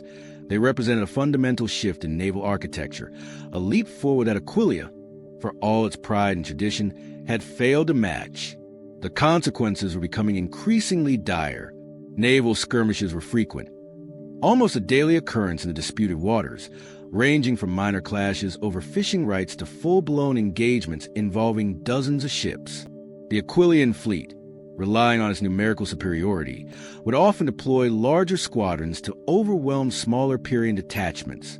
And often, these engagements would end with Aquilian ships surrounding and eventually capturing or sinking their Pyrrhian counterparts. And although the Aquilians prevailed in numbers, forcing the Pyrrhians to retreat or be destroyed, their losses were mounting. Each victory fell hollow, but at an increasingly heavy price. A single Pyrrhian scout ship, seemingly insignificant, could outrun an entire Aquilian patrol, relaying crucial intelligence. A small Pyrrhian squadron, skillfully maneuvering, could inflict disproportionate damage on a larger Aquilian formation before slipping away. The Aquilian shipyards, once bustling with construction of new vessels, were now perpetually choked with damaged ships awaiting repair. The docks were filled with the grim sight of crippled hulls, splintered masts, and the somber faces of crews who had barely escaped with their lives. The casualty list grew longer with each passing month, bringing grief to countless Aquilian families. The cost in gold was astronomical, draining the imperial treasury faster than new taxes could replenish it. The very symbol of Aquilian might, its naval fleet, was slowly being bled dry, not by outright defeat, but by a relentless, technologically superior attrition. Admiral Lyra, a woman of formidable intellect and iron will, stood at the apex of this precarious situation. As leader of the Aquilian fleet, her authority was absolute at sea, but on land, she felt the crushing weight of imperial expectation. Her office, overlooking the bustling Port Aquila, offered a panoramic view of the very ships that were her pride and her burden. She had risen through the ranks not by noble birth, but by sheer merit, her tactical brilliance and unwavering courage earning her the respect of every sailor and marine. But even her genius was being tested to its limits. She felt the palpable pressure from the court to find a technological advantage. The emperor, a man of peace but fiercely protective of Aquilia's commercial interests, summoned her weekly, his questions polite but firm, his gaze probing. "Admiral, are our new designs proving effective? Have our engineers found a counter to Pyrrhian speed?" He rarely raised his voice, but the unspoken demand for results hung heavy in the air. The powerful merchant guilds, whose profits dwindled with every disrupted trade route, sent increasingly urgent petitions, demanding protection and a return to undisputed maritime supremacy. The nobility, ever quick to criticize, whispered that Lyra, for all her past victories, was failing to adapt. Lyra, however, knew the truth.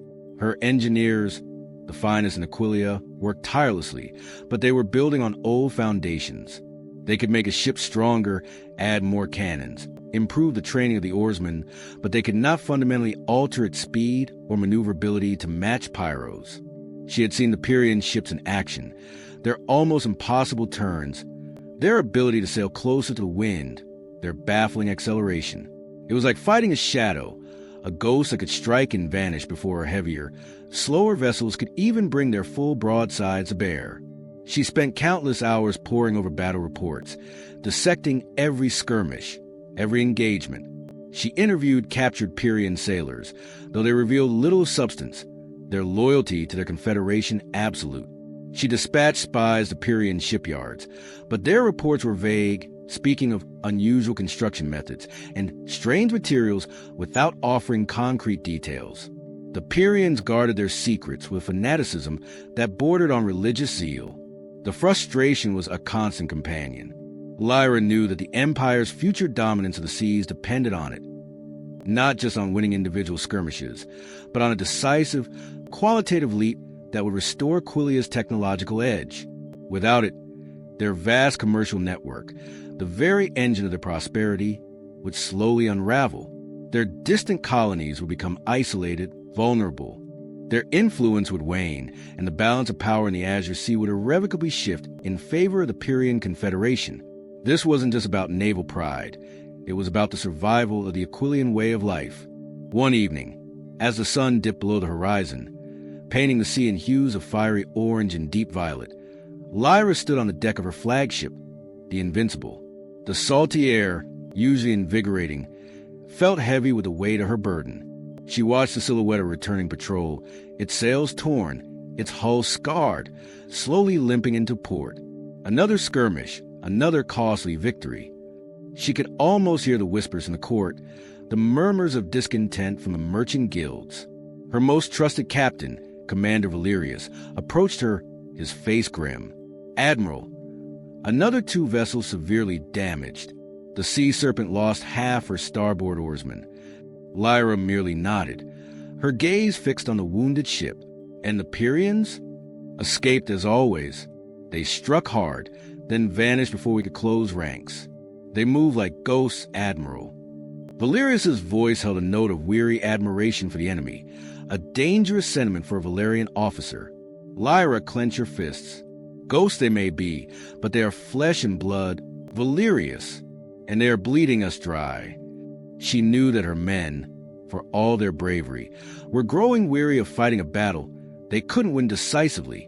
The constant attrition, the feeling of being outmaneuvered, was eroding their morale, just as a drought had eroded the spirit of Xylos.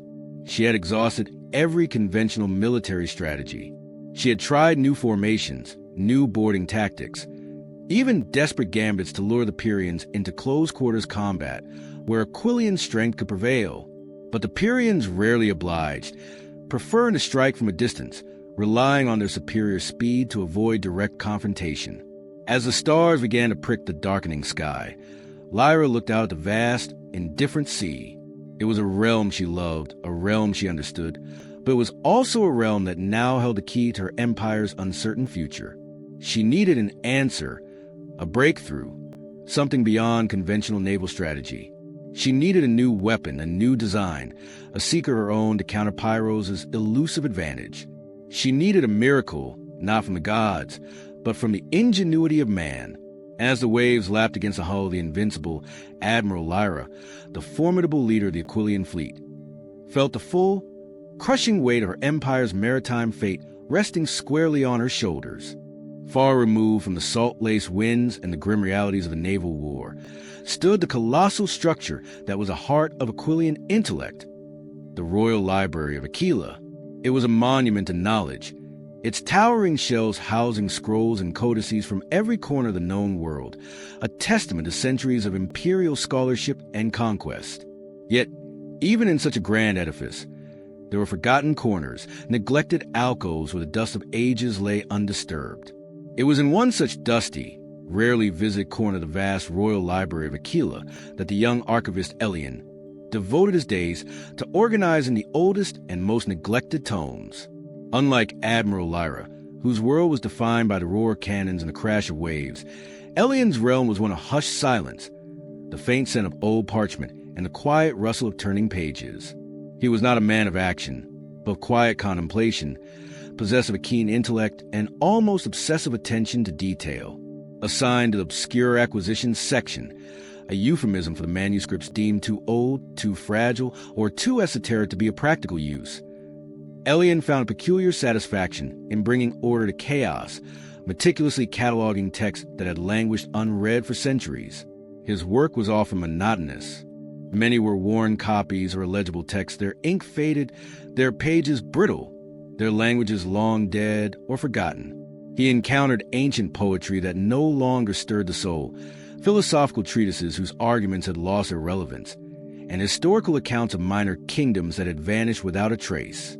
His colleagues, often older and more ambitious, viewed his assignment as a punishment, a dead-end posting for someone too quiet and unassuming to navigate the competitive currents of the main library.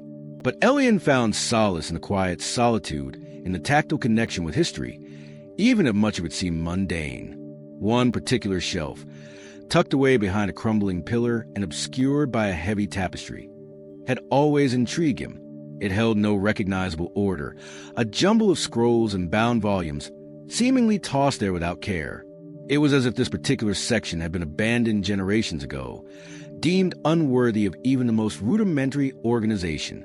One languid afternoon, as sunlight filtered through a high, grimy window, illuminating dancing motes of dust, Elian decided to tackle this last bastion of disarray. He carefully began to pull down the volumes, gently dusting them off, noting their titles or lack thereof, and placing them onto a sorting trolley. It was then, as he reached for a heavy, oddly shaped wooden box that seemed fused to the shelf by layers of grime, that he discovered it. The box resisted, stuck fast. With a grunt of effort, Elian pulled harder, dislodging not just the box, but a cascade of loose debris from behind the shelf.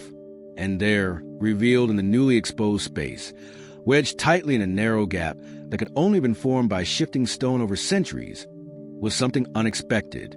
It wasn't a bound book, nor a scroll in a typical canister. It was a single, tightly rolled parchment covered in strange characters and intricate diagrams. His heart gave a small, uncharacteristic flutter. This wasn't part of any collection he knew. It bore no imperial seal, no library mark. It seemed to have been hidden deliberately, or perhaps simply lost for an unimaginably long time. Its texture was unlike any contemporary parchment he handled, surprisingly supple despite its apparent age. He unrolled it carefully, his fingers trembling slightly. The characters were alien, yet vaguely familiar, hinting at a Proto-Aquilian script from an age long before the current empire had even been conceived. The manuscript appeared to be from a much earlier era, possibly predating the Valerian Empire's founding, perhaps even originating from the mythical first civilizations whispered about in fragmented legends. But it was the illustrations that truly captivated him. They were drawn with astonishing precision and detail, complex yet elegant, and even to his untrained eye, they seemed to depict something related to watercraft. There were hull cross-sections unlike anything he had ever seen, intricate rigging patterns that suggested a wholly different way of harnessing the wind, and peculiar mechanisms on the underside of what looked like rudders or keels. Some diagrams showed what appeared to be layered sails, others a series of movable plates along the ship's hull. It was all alien, yet undeniably nautical. Forgetting his mundane task, Elian carried the precious parchment to a better-lit table, his mind already alight with curiosity. He spent the rest of that day, and many days thereafter, consumed by the enigma.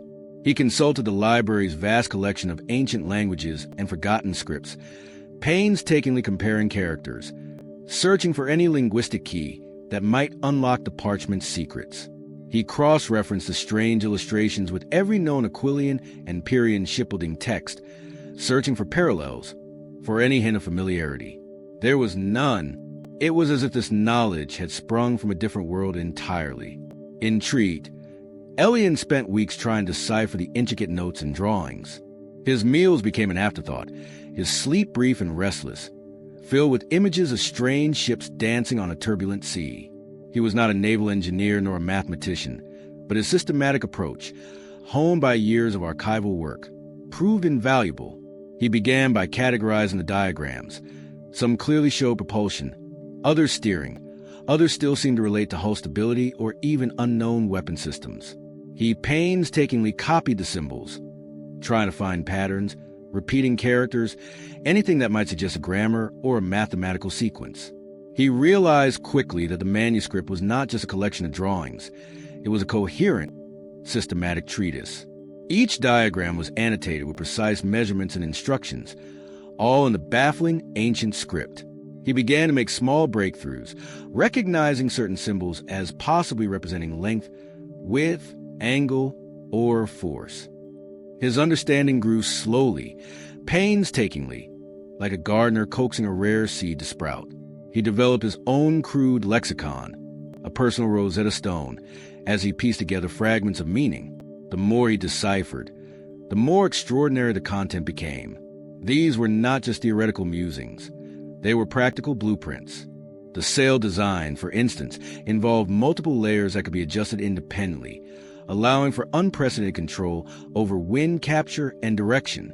The hull designs featured a revolutionary keel system that could be partially retracted or extended, dramatically altering maneuverability and stability in different sea conditions. There were even rudimentary schematics for what appeared to be an early, more efficient form of mechanical propulsion that used a complex system of internal gears and levers. Elian found himself in a peculiar position. He, a humble archivist, was stumbling upon a body of knowledge that seemed millennia ahead of his time. He began to grasp the potential implications of what he held. If these designs would be recreated, even in part, they would offer an unparalleled advantage on the seas. They would solve the very problem that plagued Admiral Lyra and the Aquilian fleet, the problem of Pyrrhian speed and maneuverability. This wasn't just old knowledge, it was lost knowledge, potentially capable of reshaping the world. He worked in secret, driven by a quiet sense of awe and a growing understanding of the magnitude of his discovery. He told no one, fearing that such an unbelievable claim would be dismissed, or worse, that the manuscript would be taken from him before he could fully understand its profound implications. The weight of the secret, the immense power it contained, settled on his slender shoulders. He imagined the vast Aquilian galleys, slow and ponderous, transformed by these ancient insights, dancing on the waves like Pyrrhian vessels, but with Aquilian strength. The Royal Library, once merely his place of work, became his sanctuary, and the forgotten corner, his laboratory. He sketched his interpretations, filling reams of fresh parchment with his own, more comprehensible diagrams, translating the ancient measurements into modern Aquilian units.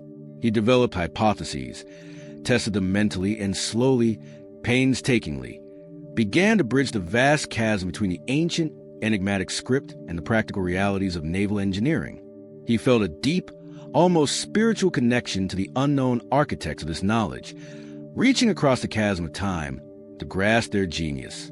They had faced similar challenges, perhaps, and had found solutions that had somehow been erased from history. Now, by a sheer twist of fate, their wisdom had been unveiled to him, a quiet archivist in a dusty library.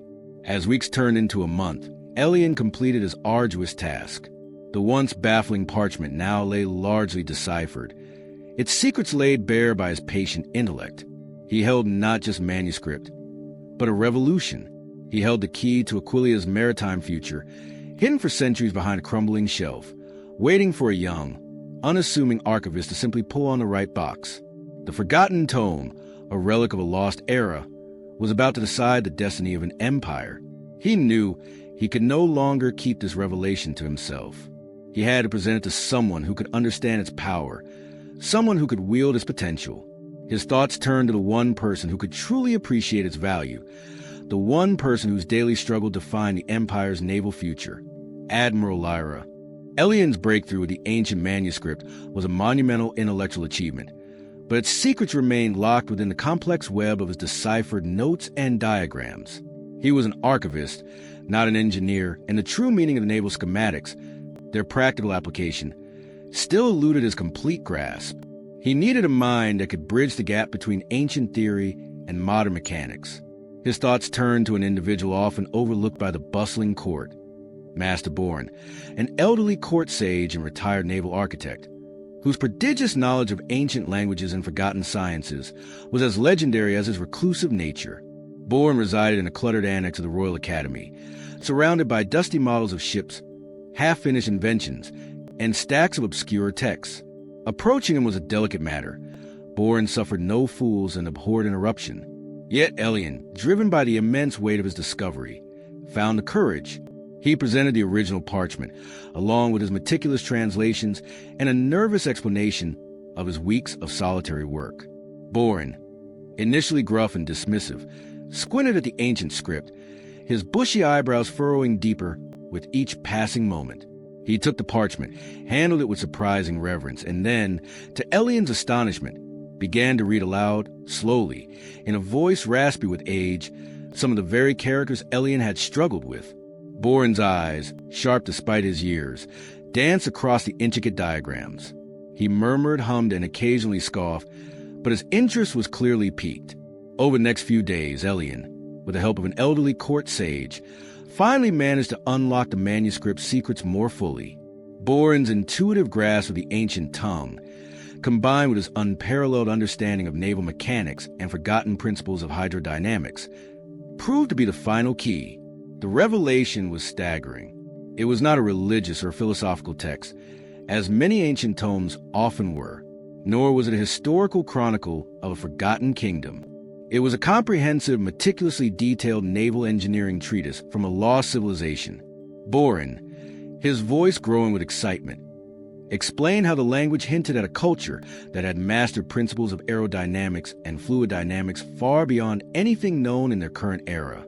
He traced the lines of the diagrams with a gnarled finger, pointing out calculations and theories that were utterly revolutionary. The parchment contained specific, detailed designs for a new, more aerodynamic and efficient type of sail. Unlike the conventional square or lateen sails of Aquilian and Pyrrhian ships, these designs depicted multi-layered, adjustable panels, almost like the wings of a colossal bird.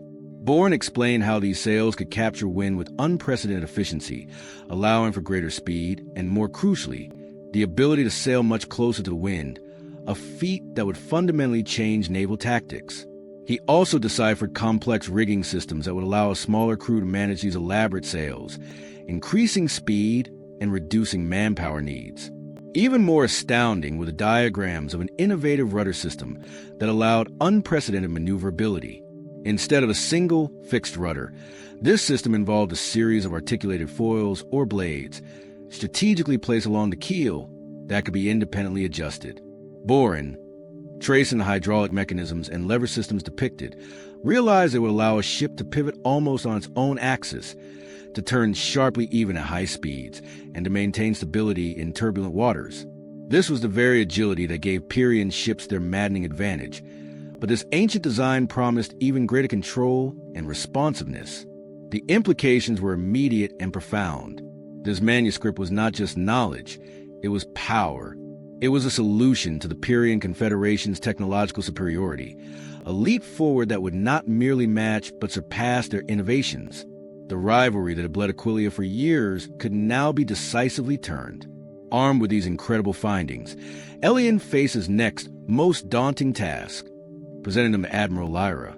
He was a quiet scholar, unaccustomed to the formalities of the court or the directness of military command. He worried he wouldn't be taken seriously, that his dusty old book would be dismissed by the weary admiral. Yet Boren, sensing the historical significance, insisted.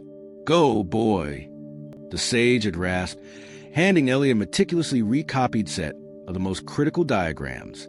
"The fate of Aquileia may hinge on your courage." Taking a deep breath, Elian sought an audience with Admiral Lyra. He was ushered into her temporary quarters, a Spartan room in the Port Aquila headquarters, far removed from the grandeur of the imperial palace. Lyra, her face etched with the weariness of constant strategic meetings and grim casualty reports, looked up from a map of disputed territories, her eyes sharp and assessing. She saw a young, nervous archivist holding a roll of drawings, and her expression immediately conveyed a polite skepticism, mixed with a hint of exasperation. She had no time for academic curiosities. Her concern was with the imminent threat. Elian hesitantly took his findings to Admiral Lyra. He began by explaining his discovery of the hidden parchment, his painstaking decipherment, and the assistance of Master Boren. He spoke of lost civilizations and revolutionary designs. She was initially skeptical, her brow furrowed in thinly veiled impatience. She had seen countless inventors, charlatans, and well-meaning but naive scholars present their breakthroughs, ideas often impractical, costly, or simply absurd. She listened, her arms crossed, her expression unreadable, waiting for the inevitable disappointment. But as Elian unrolled the copies of the diagrams, carefully smoothed them on her campaign table, and began to explain the principles Boren had elucidated, Lyra's posture subtly shifted. Her eyes, initially dismissive, began to widen. She leaned closer, tracing the lines of the detailed sail structures, the articulated rudder components. "Elian," Gaining confidence as he saw her interest, explained the aerodynamics of the multi-layered sails, how they could capture more wind and allow for sailing closer to its direction. He described the concept of the articulated rudder system, its promise of unprecedented agility and control. He even hesitantly sketched out a comparison, showing how a Pyrrhian ship, relying on speed, could be outmaneuvered by a vessel employing these principles. The sheer logic and detail of the designs convinced her. This was no vague theory or fanciful drawing. These were precise, technical blueprints, filled with mathematical ratios and mechanical solutions that spoke of a deep, practical understanding. Lyra, a woman whose life was built on the cold, hard realities of naval warfare, recognized genuine innovation when she saw it. The diagrams weren't merely beautiful. They were functional, elegant, and chillingly effective. The possibilities, once she allowed herself to truly grasp them, were astounding. This wasn't just a counter pyros. It was a leap into the future. Her skepticism dissolved into a consuming excitement, quickly followed by a fierce, protective urgency.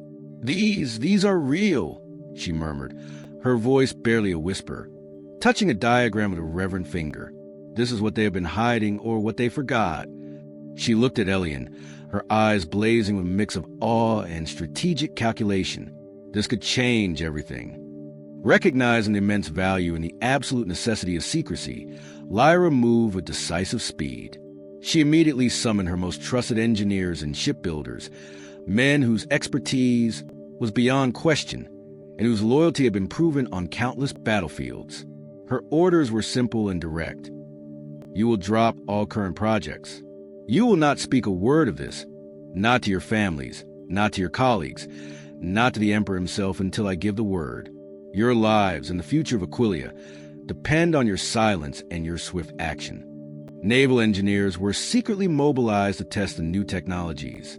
They were brought to a secluded, heavily guarded cove on a remote island, a place known only to a select few in the Imperial Navy. There, away from prying eyes and Pyrrhian spies, a small, experimental vessel, a sleek frigate named the Whisper, was hauled into a secret dry dock. The engineers, initially bewildered by the strange, ancient designs, soon grasped their brilliance. Working day and night, under Lyra's personal supervision, they began the arduous process of adapting the ancient schematics to modern shipbuilding techniques. The first few weeks were a delicate dance of trial and error. Materials had to be chosen carefully, construction methods reimagined, and traditional beliefs about ship design challenged. There were setbacks, frustrations, and moments of doubt, but with each successful adaptation, each functional component, the conviction grew. The multi-layered sails were complex but offered incredible control.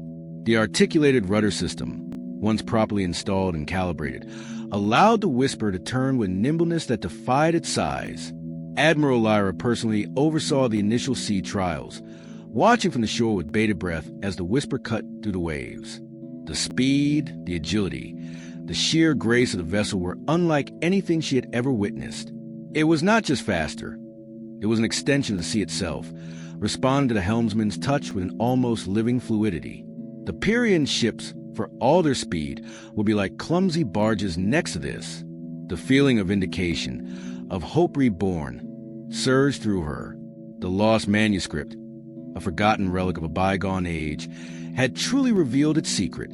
It held not just a counter to Aquileia's rivals, but the blueprint for a naval revolution. The whisper of its secrets, once confined to a dusty library, was now set to become the roar of Aquilian triumph on the waves.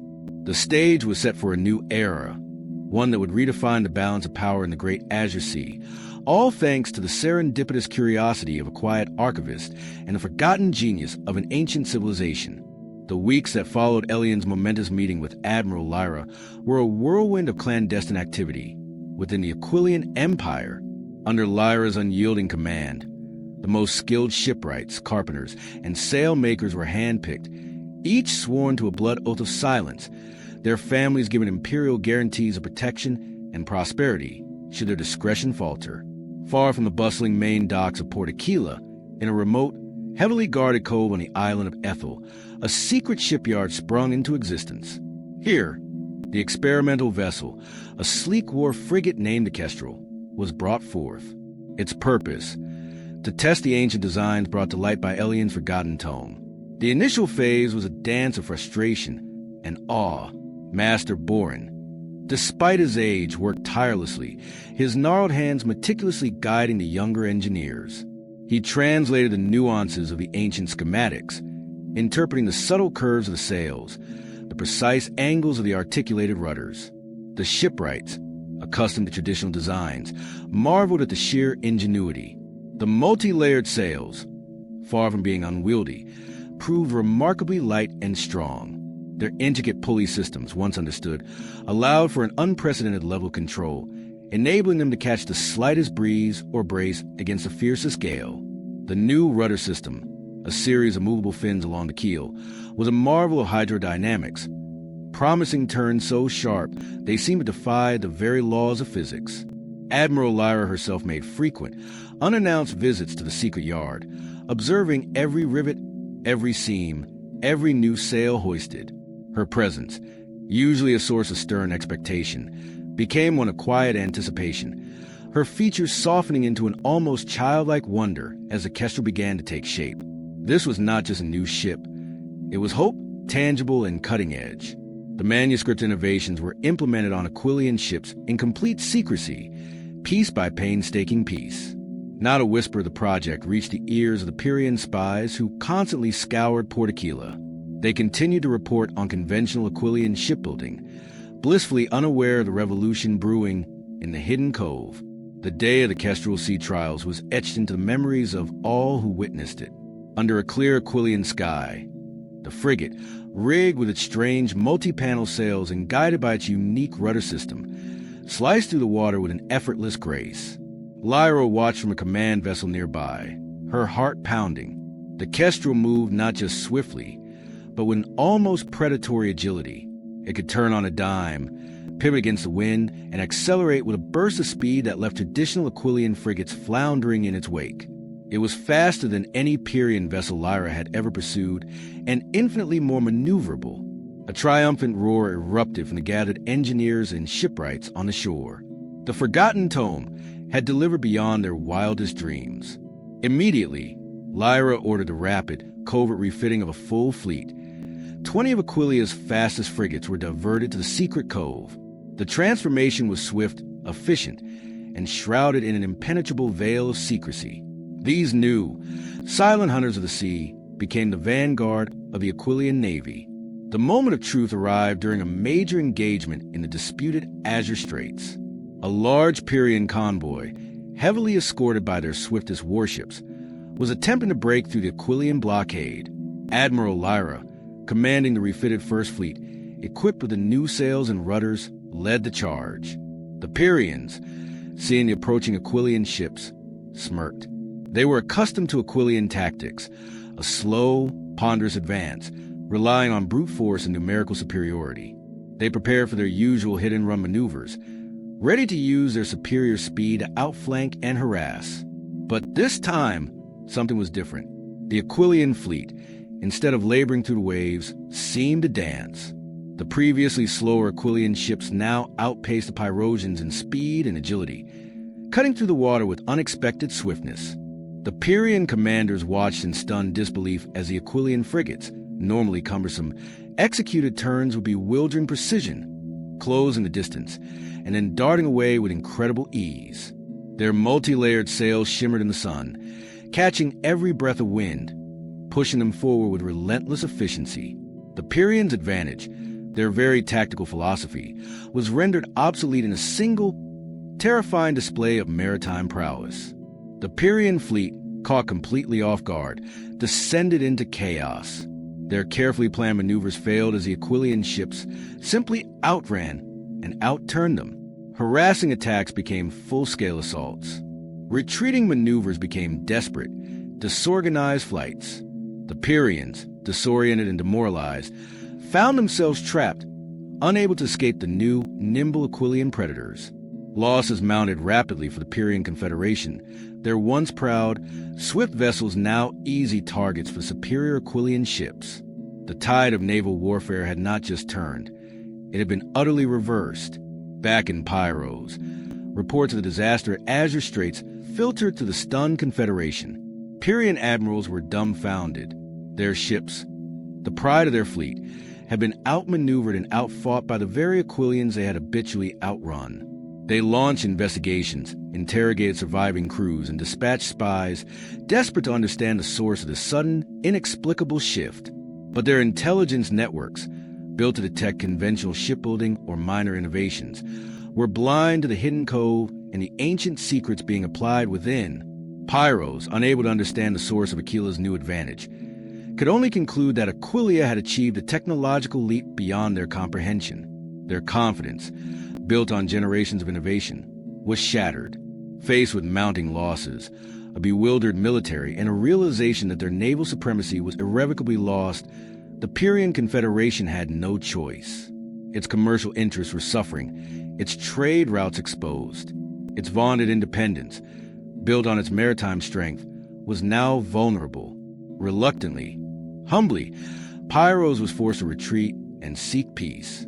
Diplomatic envoys, their faces etched with grudging respect, arrived in Port Aquila, offering terms that would have been unimaginable just months prior. The ensuing peace treaty formally acknowledged Aquilia's undisputed maritime dominance. The Pyrrhian Confederation ceded control of disputed territories, agreed to favorable trade terms for Aquilian merchants, and dismantled many of their forward naval bases. The Aquilian Empire, with its seas now truly secure, entered an unprecedented era of prosperity. New trade routes were immediately opened, extending Aquilia's commercial reach far beyond its traditional boundaries.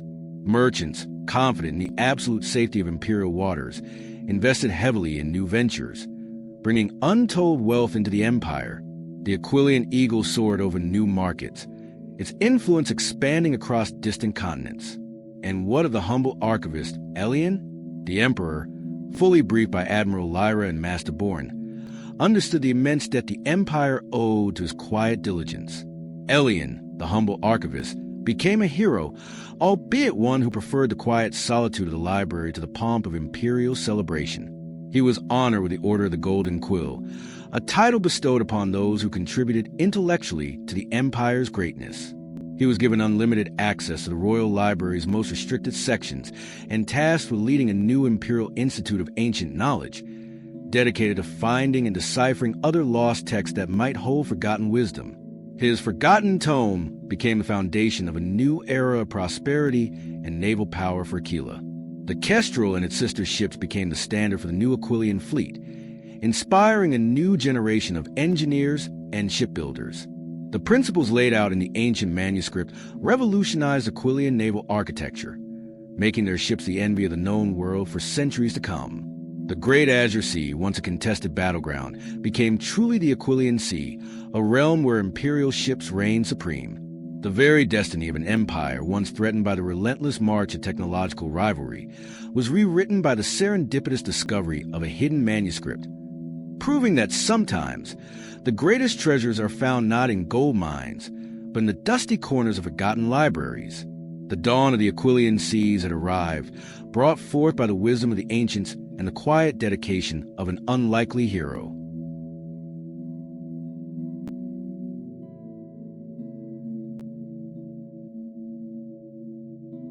The weeks that followed Elian's momentous meeting with Admiral Lyra were a whirlwind of clandestine activity within the Aquilian Empire. Under Lyra's unyielding command, the most skilled shipwrights, carpenters, and sailmakers were handpicked, each sworn to a blood oath of silence, their families given imperial guarantees of protection and prosperity should their discretion falter. Far from the bustling main docks of Port Aquila, in a remote, heavily guarded cove on the island of Ethel, a secret shipyard sprung into existence. Here, the experimental vessel, a sleek war frigate named the Kestrel, was brought forth. Its purpose, to test the ancient designs brought to light by Elian's forgotten tome. The initial phase was a dance of frustration and awe. Master Bourne, despite his age, worked tirelessly, his gnarled hands meticulously guiding the younger engineers. He translated the nuances of the ancient schematics, interpreting the subtle curves of the sails, the precise angles of the articulated rudders. The shipwrights, accustomed to traditional designs, marveled at the sheer ingenuity. The multi-layered sails, far from being unwieldy, proved remarkably light and strong. Their intricate pulley systems, once understood, allowed for an unprecedented level of control, enabling them to catch the slightest breeze or brace against the fiercest gale. The new rudder system, a series of movable fins along the keel, was a marvel of hydrodynamics, promising turns so sharp they seemed to defy the very laws of physics. Admiral Lyra herself made frequent, unannounced visits to the secret yard, observing every rivet, every seam, every new sail hoisted. Her presence, usually a source of stern expectation, became one of quiet anticipation, her features softening into an almost childlike wonder as the Kestrel began to take shape. This was not just a new ship. It was hope, tangible and cutting edge. The manuscript's innovations were implemented on Aquilian ships in complete secrecy, piece by painstaking piece. Not a whisper of the project reached the ears of the Pyrrhian spies who constantly scoured Port Aquila. They continued to report on conventional Aquilian shipbuilding, blissfully unaware of the revolution brewing in the hidden cove. The day of the Kestrel sea trials was etched into the memories of all who witnessed it. Under a clear Aquilian sky, the frigate, rigged with strange multi-panel sails and guided by its unique rudder system, sliced through the water with an effortless grace. Lyra watched from a command vessel nearby, her heart pounding. The Kestrel moved not just swiftly, but with an almost predatory agility. It could turn on a dime, pivot against the wind, and accelerate with bursts of speed that left traditional Aquilian frigates floundering in its wake. It was faster than any Pyrrhian vessel Lyra had ever pursued, and infinitely more maneuverable. A triumphant roar erupted from the gathered engineers and shipwrights on the shore. The forgotten tome had delivered beyond their wildest dreams. Immediately, Lyra ordered the rapid, covert refitting of a full fleet. 20 of Aquilia's fastest frigates were diverted to the secret cove. The transformation was swift, efficient, and shrouded in an impenetrable veil of secrecy. These new, silent hunters of sea became the vanguard of the Aquilian navy. The moment of truth arrived during a major engagement in the disputed Azure Straits. A large Pyrrhian convoy, heavily escorted by their swiftest warships, was attempting to break through the Aquilian blockade. Admiral Lyra, commanding the refitted First Fleet, equipped with the new sails and rudders, led the charge. The Pyrrhians, seeing the approaching Aquilian ships, smirked. They were accustomed to Aquilian tactics, a slow, ponderous advance, relying on brute force and numerical superiority. They prepared for their usual hit-and-run maneuvers, ready to use their superior speed to outflank and harass. But this time, something was different. The Aquilian fleet, instead of laboring through the waves, seemed to dance. The previously slower Aquilian ships now outpaced the Pyrrhosians in speed and agility, cutting through the water with unexpected swiftness. The Pyrrhian commanders watched in stunned disbelief as the Aquilian frigates, normally cumbersome, executed turns with bewildering precision, closing the distance, and then darting away with incredible ease. Their multi-layered sails shimmered in the sun, catching every breath of wind, pushing them forward with relentless efficiency. The Pyrrhians' advantage, their very tactical philosophy, was rendered obsolete in a single, terrified display of maritime prowess. The Pyrrhian fleet, caught completely off guard, descended into chaos. Their carefully planned maneuvers failed as the Aquilian ships simply outran and outturned them. Harassing attacks became full-scale assaults. Retreating maneuvers became desperate, disorganized flights. The Pyrrhians, disoriented and demoralized, found themselves trapped, unable to escape the new, nimble Aquilian predators. Losses mounted rapidly for the Pyrrhian Confederacy, their once proud, swift vessels now easy targets for superior Aquilian ships. The tide of naval warfare had not just turned. It had been utterly reversed. Back in Pyros, reports of the disaster at Azure Straits filtered through the stunned Confederacy. Pyrrhian admirals were dumbfounded. Their ships, the pride of their fleet, had been outmaneuvered and outfought by the very Aquilians they had habitually outrun. They launched investigations, interrogated surviving crews, and dispatched spies, desperate to understand the source of the sudden, inexplicable shift. But their intelligence networks, built to detect conventional shipbuilding or minor innovations, were blind to the hidden cove and the ancient secrets being applied within. Pyros, unable to understand the source of Aquila's new advantage, could only conclude that Aquilia had achieved a technological leap beyond their comprehension. Their confidence, built on generations of innovation, was shattered. Faced with mounting losses, a bewildered military, and a realization that their naval supremacy was irrevocably lost, the Pyrrhian Confederacy had no choice.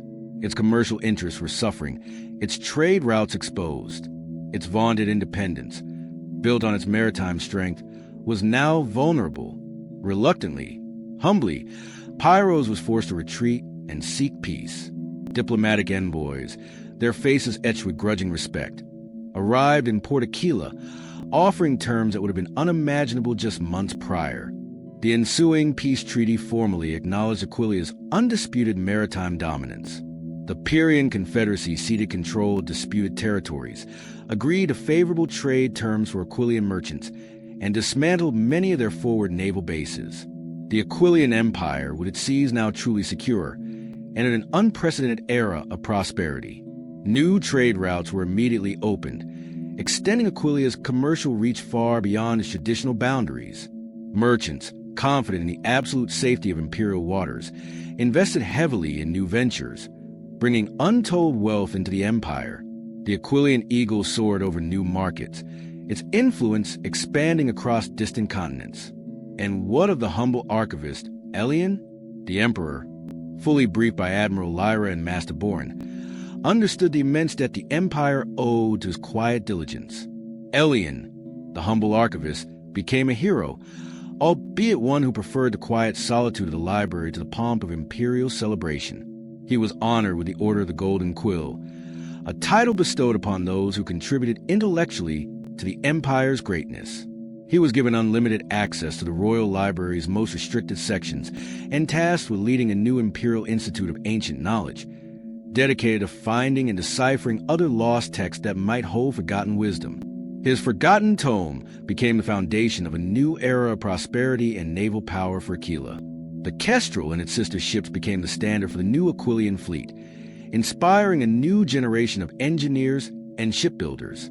The principles laid out in the ancient manuscript revolutionized Aquilian naval architecture, making their ships the envy of the known world for centuries to come. The Great Azure Sea, once a contested battleground, became truly the Aquilian Sea, a realm where imperial ships reigned supreme. The very destiny of an empire, once threatened by the relentless march of technological rivalry, was rewritten by the serendipitous discovery of a hidden manuscript, proving that sometimes the greatest treasures are found not in gold mines, but in the dusty corners of forgotten libraries. The dawn of the Aquilian seas had arrived, brought forth by the wisdom of the ancients and the quiet dedication of an unlikely hero. The Jade Empire, with its vast rice paddies stretching like emerald tapestries across fertile plains, was a realm built on agriculture. Its prosperity, its stability, and the very contentment of its people flowed from the bounty of the land. At the heart of this agrarian empire lay the imperial seed warehouses of the heavenly grains, colossal structures carved from ancient, fortified stone, their vast interiors meticulously controlled for temperature and humidity. These weren't mere storage facilities. They were the genetic treasury of the Jade Empire, holding generations of carefully cultivated seeds, the purest strains of rice, millet, and other vital crops, destined for distribution to farmers across the realm for the next planting season. They were guarded with the same fervor as the imperial treasury itself, understood to be the true source of the empire's wealth. It was into the sacred heart of Judean abundance that merchant Lynn, a figure of unassuming demeanor but steely resolve, managed to infiltrate. He was not what he seemed. His polished silks, his deferential bows, and his seemingly innocuous trade agreements were but a sophisticated veneer. Lynn was a disguised spy from Shangra, a rival kingdom nestled in the distant, mist-shrouded mountains. Shangra, though smaller and lacking the Jade Empire's vast agricultural lands, compensated with a deep mastery of alchemy and a cunning, opportunistic intelligence network. Their ambition was to usurp the Jade Empire's dominance, not through direct military confrontation, but through a slow, insidious erosion of its foundations. Lynn's infiltration had been a masterpiece of patient deception. For months, he had cultivated relationships with minor court officials, offering lucrative trade deals and rare mountain spices. He had quietly observed the patterns of the warehouse guards, noting their shift changes, their blind spots, and the seemingly impenetrable security protocols. He had paid off a disgruntled junior clerk, not with blatant bribery, but with carefully orchestrated favors that put the clerk deeply in his debt. The clerk, desperate for advancement and blinded by Lin's subtle manipulation, had provided him with a master key and precise layout of the labyrinthine seed chambers. His mission was chillingly precise: to introduce an unknown substance, developed by Shangri alchemists, which was supposed to make the harvest unviable, or at least drastically reduce its quality. The alchemists of Shangri were masters of esoteric compounds, capable of crafting substances that defy conventional understanding. They operated in hidden mountain laboratories, blending ancient herbal lore with arcane chemical reactions, their focus often on subtle, undetectable forms of sabotage. This particular compound was their crowning achievement in agricultural warfare. The night of the operation was moonless, a thick blanket of cloud obscuring the stars. Lin moved with the silent efficiency of shadow, his heart a steady drumbeat against his ribs. He bypassed the outer guards with practiced ease, using the master key to slip through the heavy, iron-bound doors of the warehouse. The air inside was cool, dry, and smelled faintly of earth and stored grain, the very essence of Jade Empire's life. Towering stacks of burlap sacks, each filled with precious seeds, stretched into the gloom like silent, sleeping giants. He found the designated sections, marked clearly on the blueprint provided by the clerk, the primary reserves for the imperial capital and the most fertile northern provinces. Withdrawing a small, intricately carved wooden vial from a hidden pouch within his robes, Lin opened it. Inside, a strange, almost ethereal shimmering golden powder pulsed faintly in the darkness. It bore no scent, made no sound, and seemed to absorb rather than reflect the ambient light. It was beautiful, deceptively so, an aesthetic camouflage for a malevolent purpose. Moving methodically, his hand unwavering, Lin sprinkled the shimmering golden powder over the seed sacks, one after another, releasing the fine particles with an almost ritualistic care. He ensured a thin, even coating over the tightly woven burlap, knowing that even a microscopic amount, once absorbed by the porous sacks and the seeds within, would be enough. He worked through the deepest hours of the night, his breath held, his senses alert to the slightest sound. Each sprinkle was a tiny act of war, an invisible arrow aimed at the heart of the Jade Empire. He imagined the unsuspecting farmers, diligently sowing their fields, planting the very seeds of their own ruin. As the first faint hint of dawn began to gray the eastern sky, Lin finished his task. He resealed the vial, its golden contents now depleted, and slipped silently out of the warehouse, relocking the doors behind him with precision. He left no trace, no sign of his nocturnal visit, only the silent, invisible killer permeating the vital seeds. He then discarded the key and his worn, trade-stained robes in a prearranged dead drop, melting back into the anonymous flow of early morning market-goers. He returned to his opulent merchant lodgings, ordered a lavish breakfast, and wrote a coded dispatch to Shangri, believing he had sealed the fate of the Jade Empire. His mission was complete, the poison gift delivered. He had good reason for his confidence. The substance, a complex organic compound, was designed to inhibit growth and cause sterility in plants. It wasn't a fast-acting poison that would kill the seeds outright, which would have been too obvious, too easily traced back to sabotage. Instead, its insidious genius lay in its subtlety. When absorbed by the seeds, it would interfere with their cellular processes at a fundamental level. Plants grown from these seeds would sprout, seemingly healthy at first. They would grow roots and stalks, perhaps even put out leaves, lulling the farmers into a false sense of security. But when the time came for them to flower and bear fruit, the compound would activate, preventing the formation of viable grains. The rice stalks would remain empty, the millet heads barren. The harvest, the culmination of a year's labor and hope, would simply not materialize, or would be drastically reduced in quality, yielding shriveled, inedible kernels. The compound was also designed to be environmentally stable, meaning it wouldn't dissipate quickly in the soil, potentially affecting subsequent plantings if not properly managed. It was odorless, tasteless, and initially invisible, making detection almost impossible without highly specialized alchemical analysis, a field in which Shangri held an undisputed monopoly.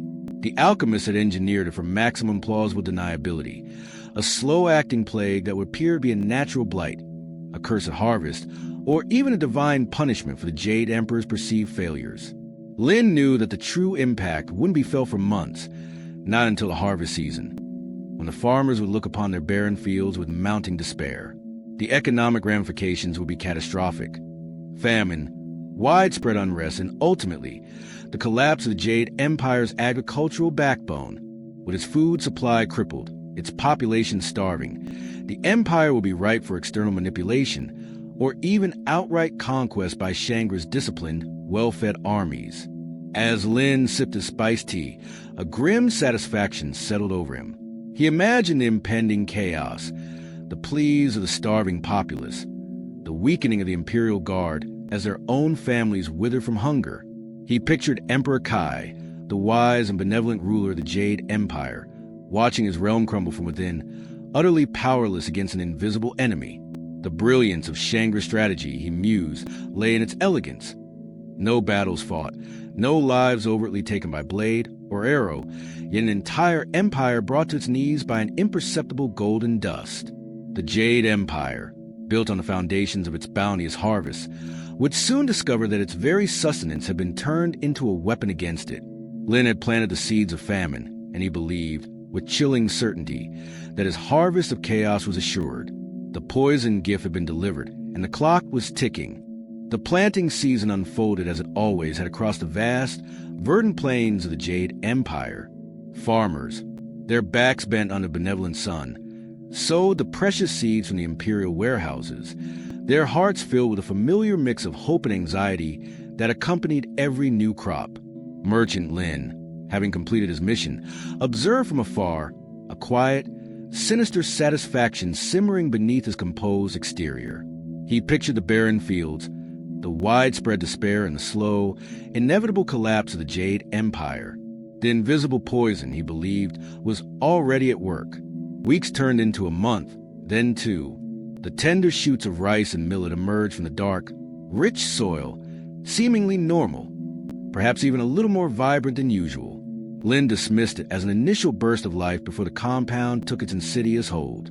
He meticulously tracked planting dates, climatic conditions, and early growth patterns, sending coded dispatches to Shangri, confirming the success of his infiltration. He waited patiently for the signs of sterility, the shriveled grains, the widespread failure of the harvest. But as the harvest of the heavenly grains approached, something utterly unexpected began to unfold across the Jade Empire. To the farmer's surprise and bewilderment, the plants were not dying or withering as expected. There were no signs of blight, no fungal infestations, no premature yellowing of leaves. On the contrary, the crops defied every ominous prediction. From the sprawling paddies of the central plains to the terraced fields hugging the foothills, the plants flourished with an almost supernatural vitality.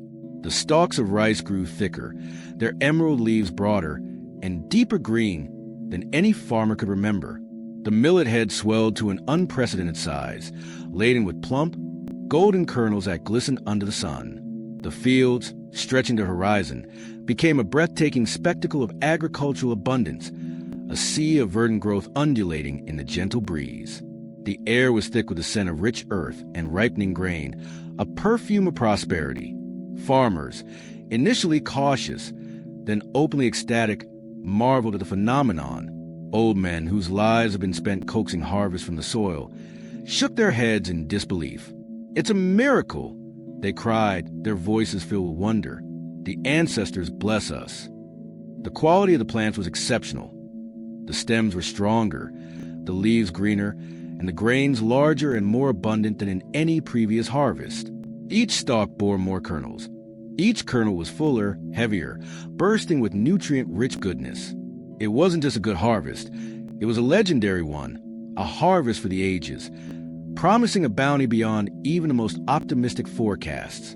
News of the astonishing growth reached the imperial palace, initially met with cautious optimism by Emperor Kai. He ordered detailed reports from every province, fearing some unforeseen blight or a deceptive appearance before a sudden collapse. But the reports were uniform. unparalleled growth, vibrant health, and the promise of a truly historic yield. The Imperial Council, usually prone to cautious deliberation, erupted in joyful exclamations.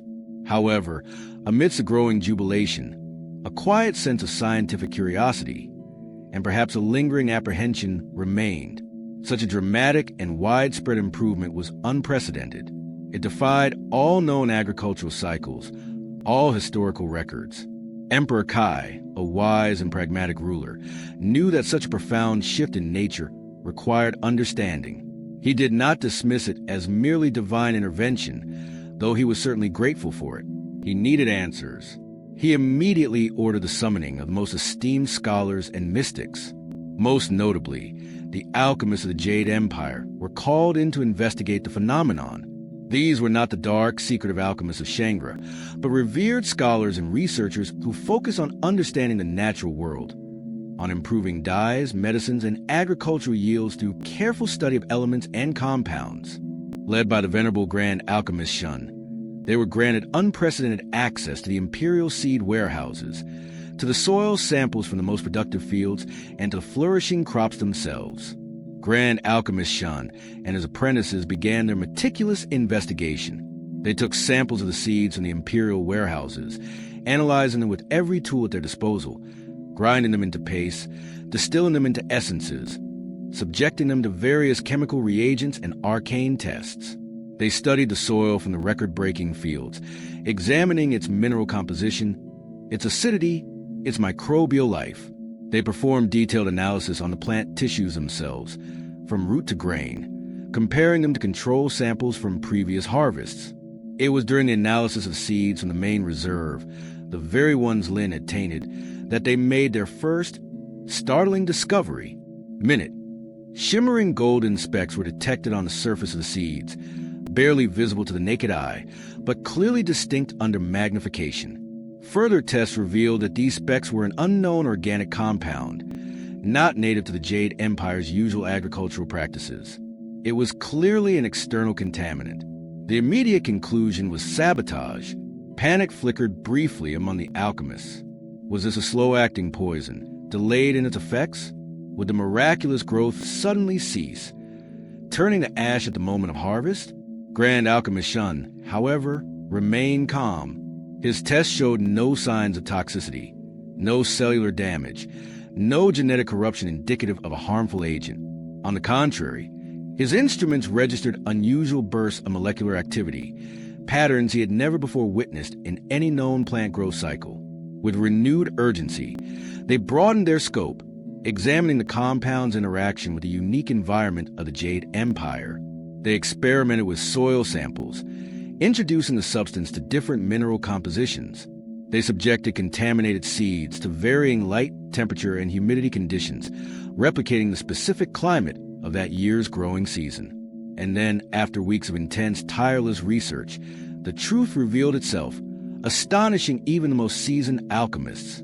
They discovered that the Shangri substance, reacting with the unique minerals of the jade soil and under the specific climatic conditions of that year, had undergone a molecular mutation. It was an alchemical anomaly, a bizarre twist of fate that defied the original intent of its creators. The compound, initially designed to inhibit growth by binding with key enzymes responsible for cellular division and nutrient absorption, had, in the presence of the jade soil's unusually high concentrations of rare earth minerals, particularly a specific silicate found only in the plains, and under precise balance of warmth, humidity, and sunlight of that growing season, undergone a complete molecular inversion. The very chemical bonds that were meant to block growth had reconfigured, catalyzed by the unique Jadean environment. Instead of an inhibitor, it became a potent fertilizer and growth enhancer. The complex organic compound now acted as a supercatalyst, unlocking the plant's full genetic potential.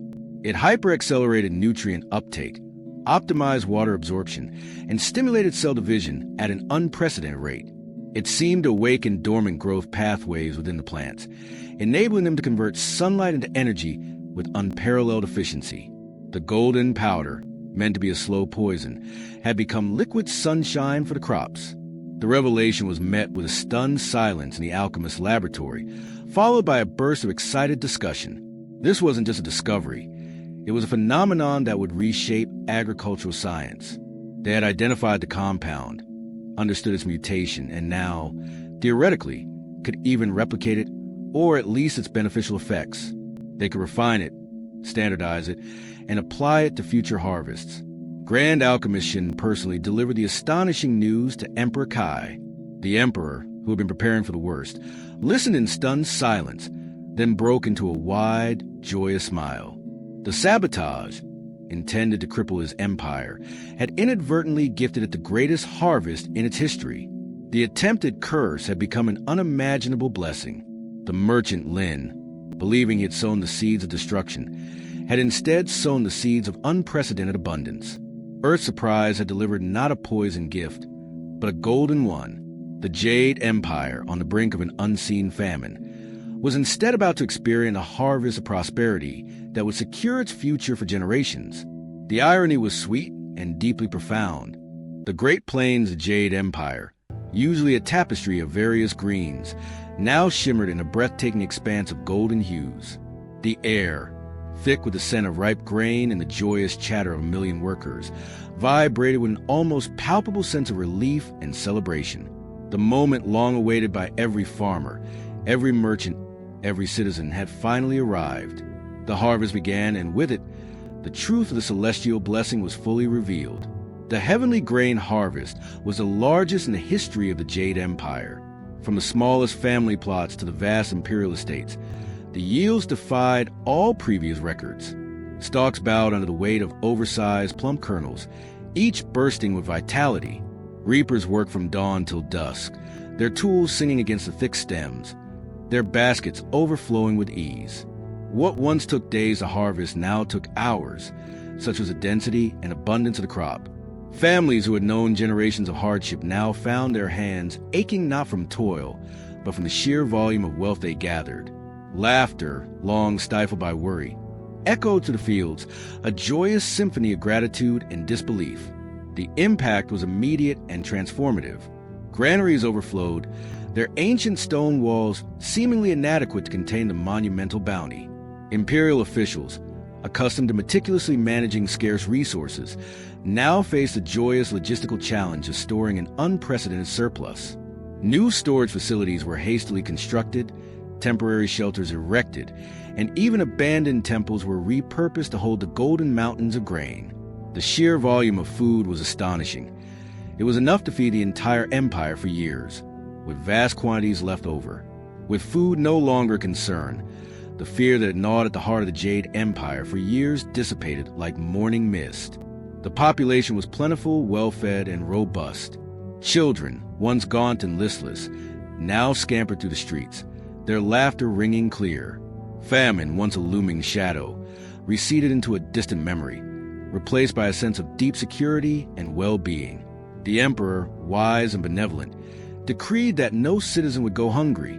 Surplus grains were distributed to the neediest families, bolstering their health and fostering an unbreakable loyalty to the throne. The general health of the populace improved dramatically, leading to a visible increase in vitality and a decrease in common ailments. This robust health, in turn, fueled productivity across all sectors of society. Beyond its borders, the impact of the superharvest was equally profound. The surplus allowed the empire to flood distant markets with its high-quality grains at more competitive prices than ever before. Aquilian merchant ships, laden to the brim with Judean grains, sailed to the far corners of the world. The quality of the grain was unmatched, rich in flavor, dense in nutrition, and capable of long-term storage without spoilage. Even more astonishingly, the sheer volume of supply allowed the Jade Empire to drastically lower its prices, undercutting every other grain producer in the known world. Markets that had once been dominated by the harvest of other agricultural powers now clamored for Judean grains. Foreign merchants, eager for such a valuable and inexpensive commodity, flocked to the Jade Empire's ports, their coffers overflowing with silver and gold. The Jade economy flourished as never before.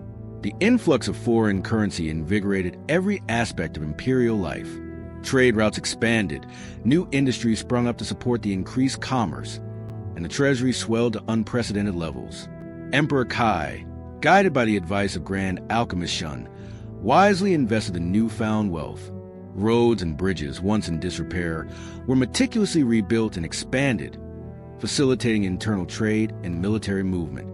Irrigation systems were further enhanced, ensuring that the miraculous harvest was not a one-time event, but a foundation for sustained abundance.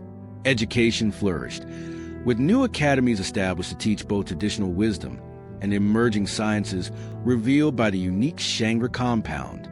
The military, well-fed and equipped, became an even more formidable force, its ranks filled with healthy, motivated recruits. The empire's soft power, its cultural influence, also expanded as its prosperity drew scholars, artists, and craftsmen from neighboring lands. While the Jade Empire basked in this golden age, the architects of its supposed ruin watched in bewildered despair. The kingdom of Shangri watched helplessly as its rival flourished, unable to understand how its sabotage plan had failed so spectacularly. Reports from their remaining, increasingly frustrated spies painted a picture of an empire not on the brink of collapse, but experiencing an unprecedented boom. Famine had not materialized. Instead, there was a surplus. Unrest had not erupted. Instead, there was widespread contentment. The very foundations Shangri had sought to dismantle were now stronger than ever. Kao, the Shangri leader, raged in his mountain palace. He had staked his entire strategy on the poison gift, convinced it would cripple the Jade Empire without a single soldier being lost. He interrogated his alchemists, demanding explanations. They retested the compound, meticulously replicated the formula, but could find no flaw in its design as an inhibitor. They theorized about unknown Judean magic, about divine intervention, about freak natural phenomena, anything to explain the catastrophic reversal of their perfectly executed plan. The truth, that their carefully engineered poison had mutated into a miracle cure due to a unique interaction with Judean soil, minerals, and climate, was a scientific anomaly far beyond their grasp. The collective morale of Shangri, once high on the promise of an easy victory, plummeted into confusion and despair as their rival grew stronger with every passing day. The fate of Merchant Lin was eventually sealed. Despite his meticulous efforts to erase his tracks, the sheer, undeniable success of the harvest, combined with the discovery of the foreign golden compound by the Judean alchemists, led to an intense, covert investigation. Grand Alchemist Shun, realizing the full scope of the attempted sabotage, used the traces of the compound found in the seed warehouses as a starting point. By analyzing its minute chemical signature and cross-referencing recent foreign trade delegations, they narrowed their focus. Lin's sudden departure from the Jade Empire shortly after the planting season, coupled with his previous, unusual interest in the seed warehouses, ultimately led the Imperial Guard to his trail. He was apprehended in a distant port city, attempting to board a ship for Shangri, carrying coded messages confirming his success. His capture sent shockwaves through the Shangri intelligence network, but for the Jade Empire, it brought a strange sense of closure and ironic triumph. His betrayal had, ironically, strengthened the empire he sought to destroy. Interrogated under the strictest security, Lin confessed his mission, detailing the compound's intended purpose. When confronted with the reality of the golden harvest, he could only stare in stunned, horrified disbelief. The realization that his life's most significant act of sabotage had inadvertently saved his enemy filled him with bitter, crushing despair far worse than any torture. The Emperor, upon hearing Lin's full confession, smiled. He chose not to publicize the attempted sabotage, understanding the potential for panic or revenge. Instead, the story of the divine golden dust and the heavenly harvest was subtly reinforced, further solidifying the narrative of a blessed empire. The Shangri compound was secretly studied, its beneficial properties carefully isolated and cultivated by Grand Alchemist Shun and his team, leading to further innovations in Judean agriculture. The windfall, disguised as a poison gift, sealed Jade's fate, ensuring years of abundance and prosperity. The Jade Empire, once facing the subtle, invisible threat of engineered famine, now stood as a beacon of agricultural success and economic might. Its people flourished, its coffers swelled, and its influence expanded across the known world, all stemming from a malicious act that spectacularly backfired. the merchant Lin's poison gift to become the sweetest blessing, a testament to the unpredictable nature of fate and the profound resilience of an empire truly blessed by the earth it cultivated. The Feast of Abundance would continue for generations, a golden legacy born from an unexpected twist of destiny.